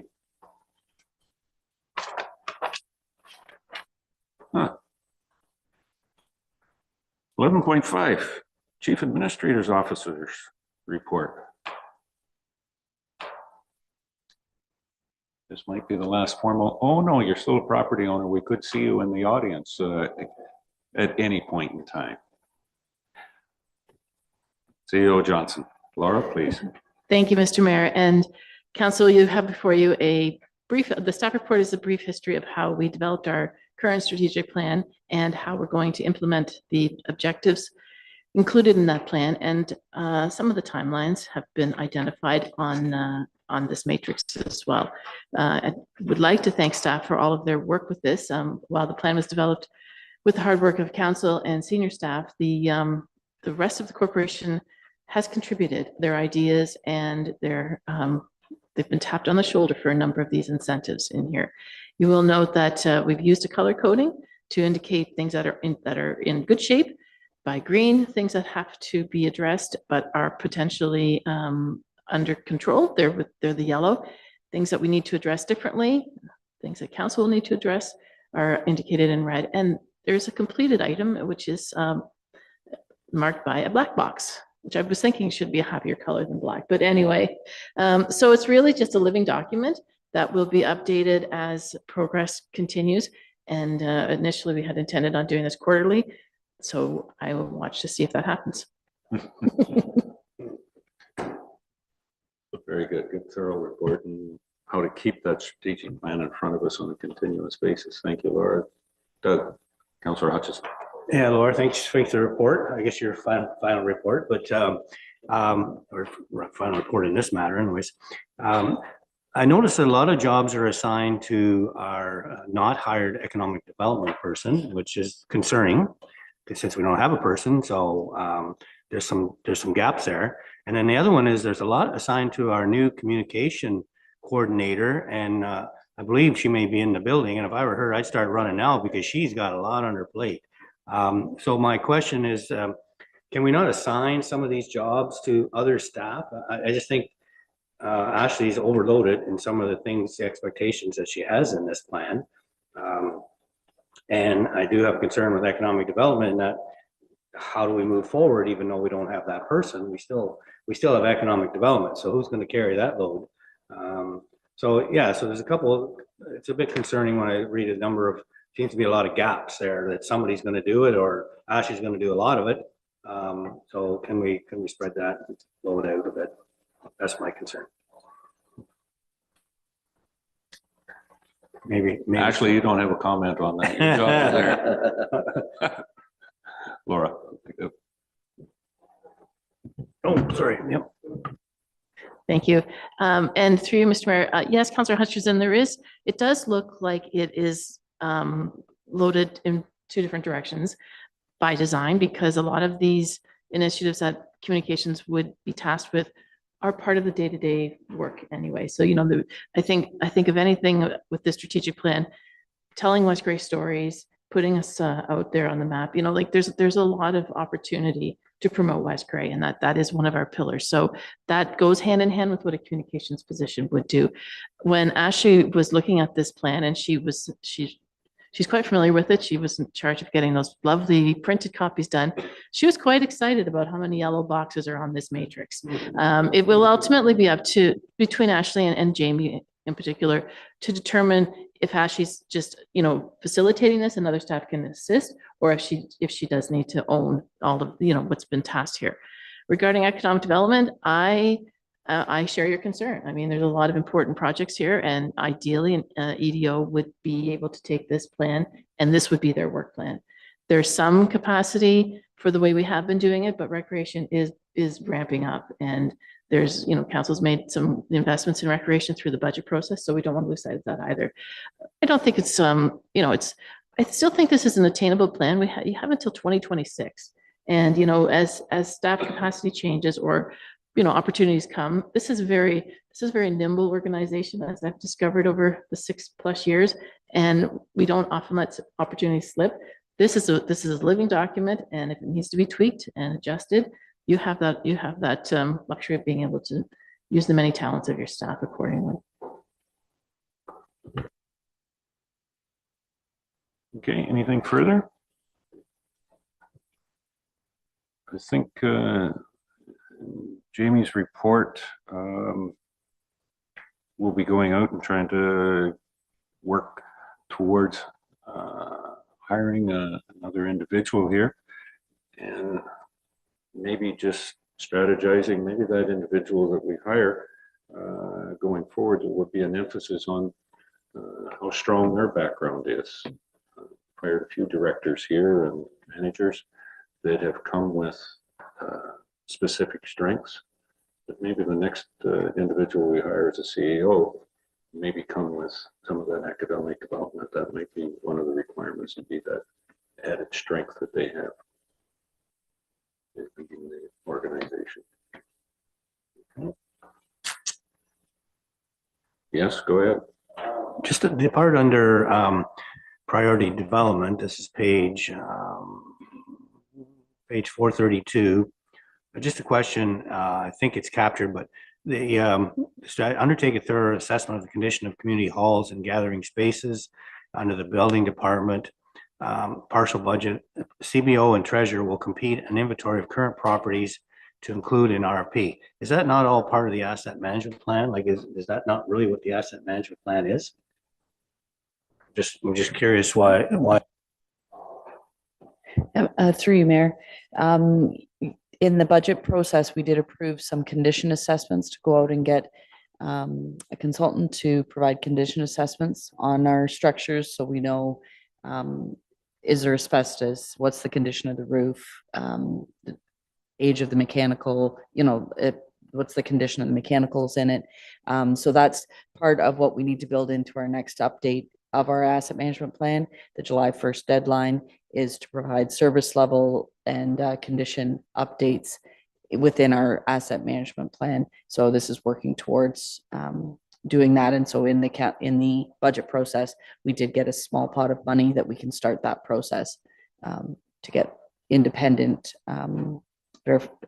review of our buildings. So it really is part of under the umbrella of the asset management plan, right? Right. Okay. That's what I thought, but it didn't really say that, but I understand what you're saying there. Thank you. For the clarification, Councillor Shea. Yeah. Just one quick comment. This is great. I think this is really a step, or more than one step, in the right direction. But I've always had a pet project in the back of my mind. There's several of these things relate to signage and promotion. And I've always thought, if you were driving from the south into Durham, it would be great if there was a sign as you're entering town that said, there's 2 public beaches in this town. Because a lot of people just drive through town without knowing that this is a town worth stopping in. And if this was an American town, those beaches would probably be privately owned and there'd be like big signs all over the place. But here they're publicly owned. And so Conservation Authority has a little tiny sign about this big that says, Conservation Authority this way. Nothing about beach or what they might find if they take that turn on that little road. So I would just leave that out there for whoever's working on this, that have it in the back of your head. Thank you.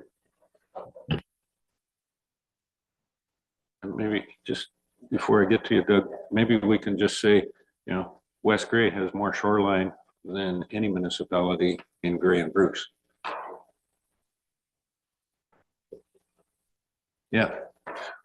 Go ahead. Yeah, and it just brings to mind a story that just came out of one of our economic development meetings lately, that one of our local businesses, when somebody went in to buy some ice cream, they said, oh, by the way, have you seen our beach? And they end up staying around town and enjoying the beach. And so there's that connection with the local business and promoting the town. But I agree, Jeff, we could do a better job of promoting it for sure.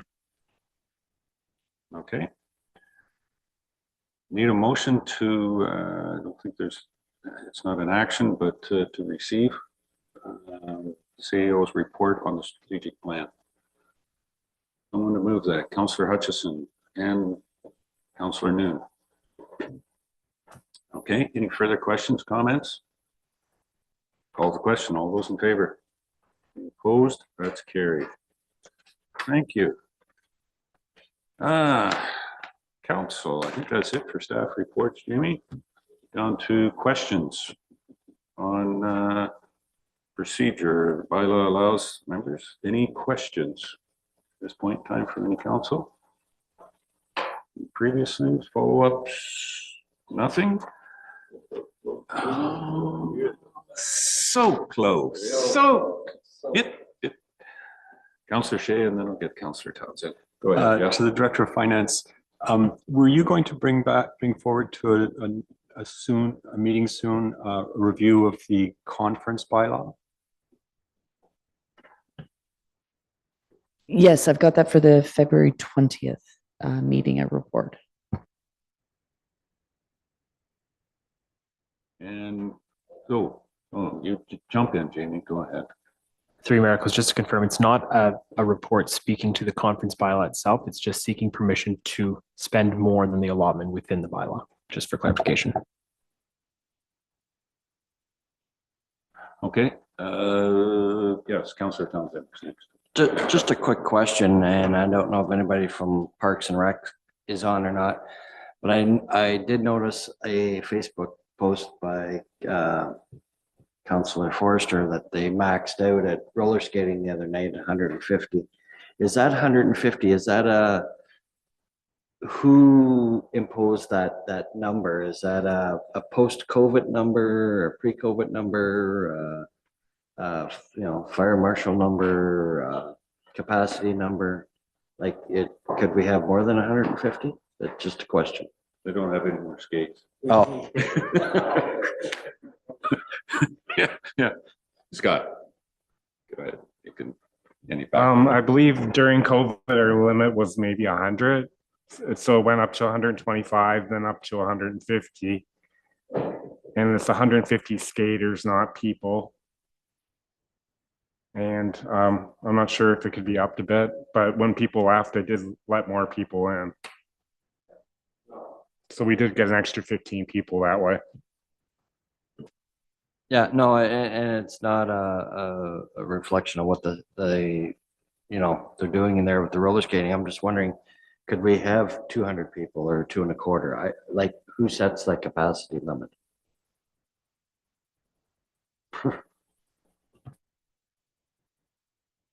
No, it's not the conservation area. I believe it's between recreation and maybe the fire chief. Yes, through you, Mr. Mayor, it is a capacity and safety regulation, so it's a good problem to have, but.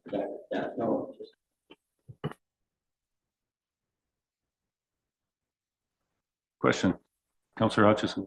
Yeah, we spent a lot of time talking about water and dams and whatnot, but I'm just wondering we did a report on the Durham Creek, and I'm just wondering if that's going to come forward. Is that part of the Conservation Authority? I think I'm not sure who did the work on that or the study on that. Is that something we can roll in with our Conservation Authority report, or when they come for questions? Because that is part of our flood issue we have in Durham. I know it's Conservation Authority that was leading that on the mapping of the Durham Creek. We had the public meeting here back November, maybe in October, and follow up, Carl, where it might be at. Thank you for the question. We have actually just scheduled the second public information session for the Durham Creek with the new revised mapping. The public information session set for February 22nd. Let's confirm that, February 22nd at 6:30 will be held at the Durham Community Center. As soon as we receive the mapping, which will hopefully be by the end of this week or next week, that information will be distributed through our website and newsletter, things like that. Just to get that information out to the local residents of Durham so they can review it as far ahead of time prior to that information session. And then they will be able to come to that information session similar to the one that was held here at the municipal office to ask questions. SVCA staff and West Gray staff, as well as the consultants who did the work, would be in attendance to be able to ask any questions and how that mapping was developed and what the influence of that mapping will be on their, the expectation or what they can do on their properties and things like that.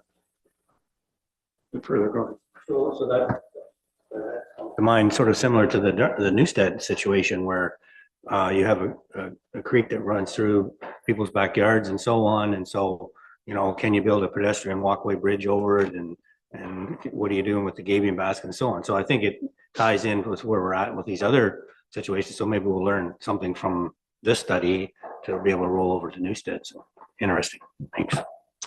Okay, well, good to hear that. And we look forward to Ms. Noble on getting that communicated out to the public. Oh, did I indicate yet? Duties as added come into this, okay, Ashley? Take note, Jody. Jeffrey. We wouldn't be distributing like flyers to the landowners. They would have to figure this out through social media or something. That's correct. The landowners wouldn't be informed directly. They were, any landowners that were on the Durham Creek were notified directly that the work was being done and that there would be surveyors and people attending their properties and doing the mapping and things like that. So they are aware that it is going on, but they won't be notified directly that the mapping is available. They would be have to tune into the website to find that information.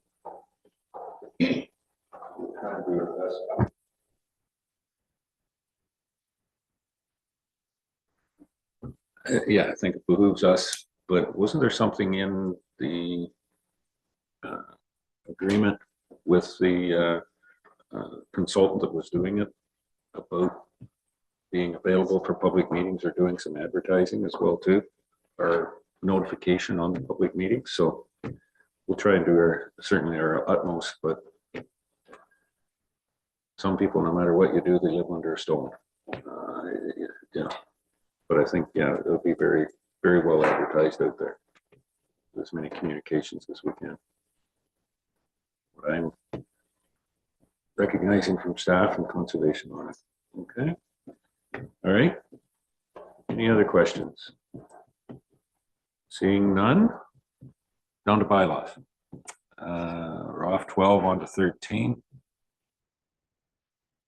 You want me to do that? Is that? Yep. So with the new process, unless there is very similar to correspondence, we can pass all the bylaws in one motion instead of going through all of them for efficiency. So I will ask, we have a motion to do bylaws 2024-010 to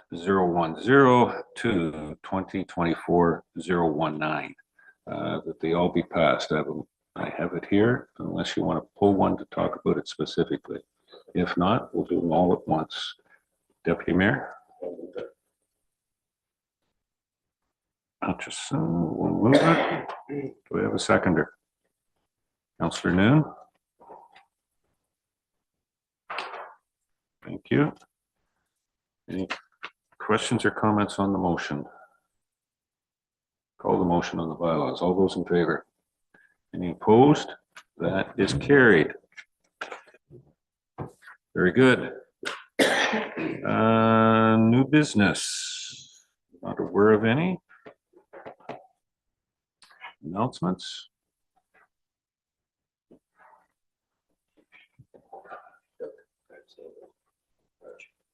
Oh, Councillor Hutchison, sorry.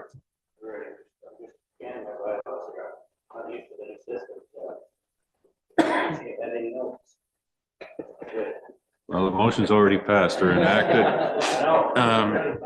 Yeah, you can bring that back up next meeting. Thank you.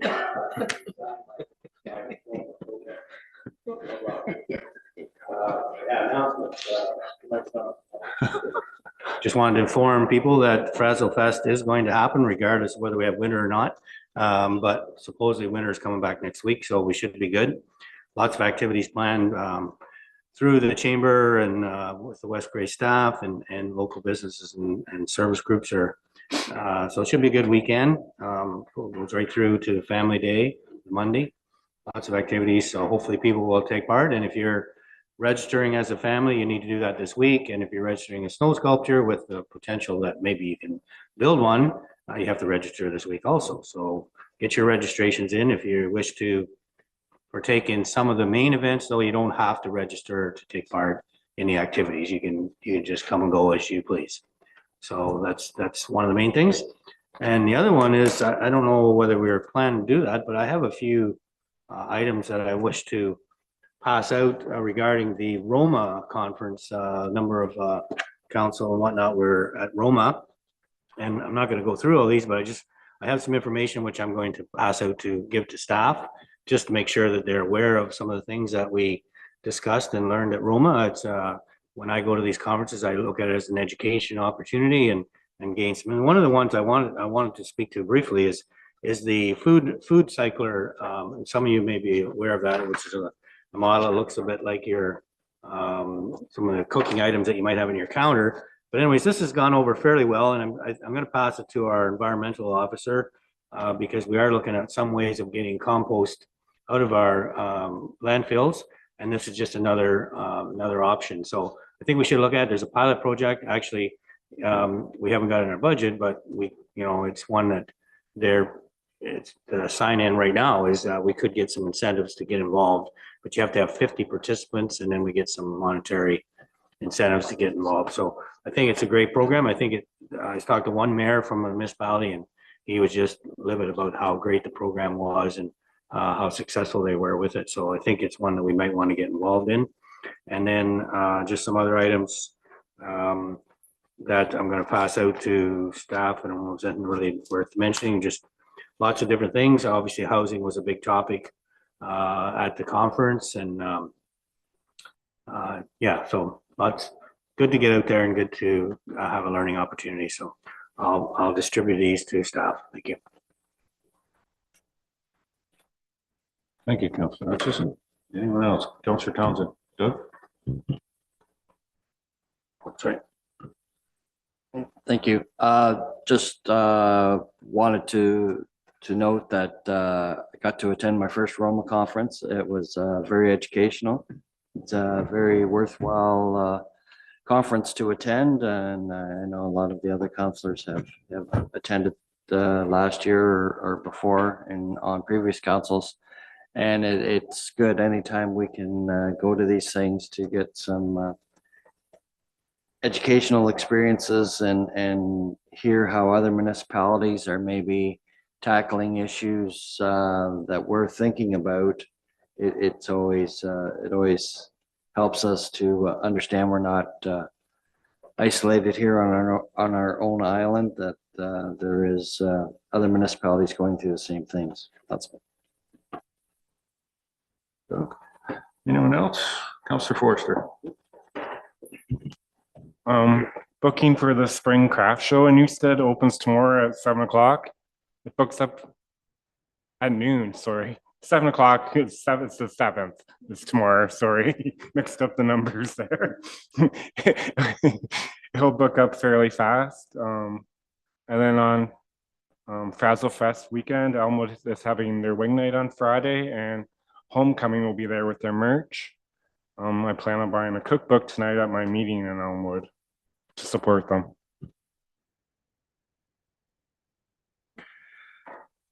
And we'll be over for supper on Friday night once you get everything in that cookbook done up. Thanks, Scott.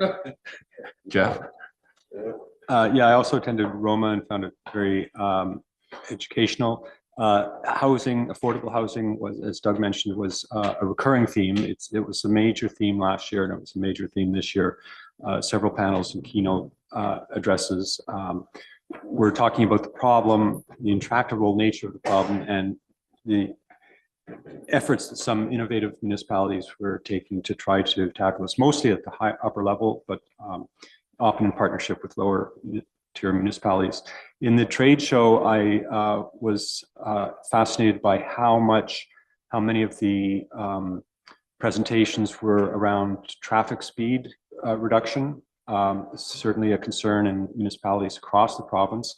I picked up a ton of stuff from there, and I have some that I will pass on to our manager of public works, because I know he's been charged with coming up with some speed control strategies over the next couple of years. Also, I participated along with the mayor and the other attendees in several delegations that were very well received.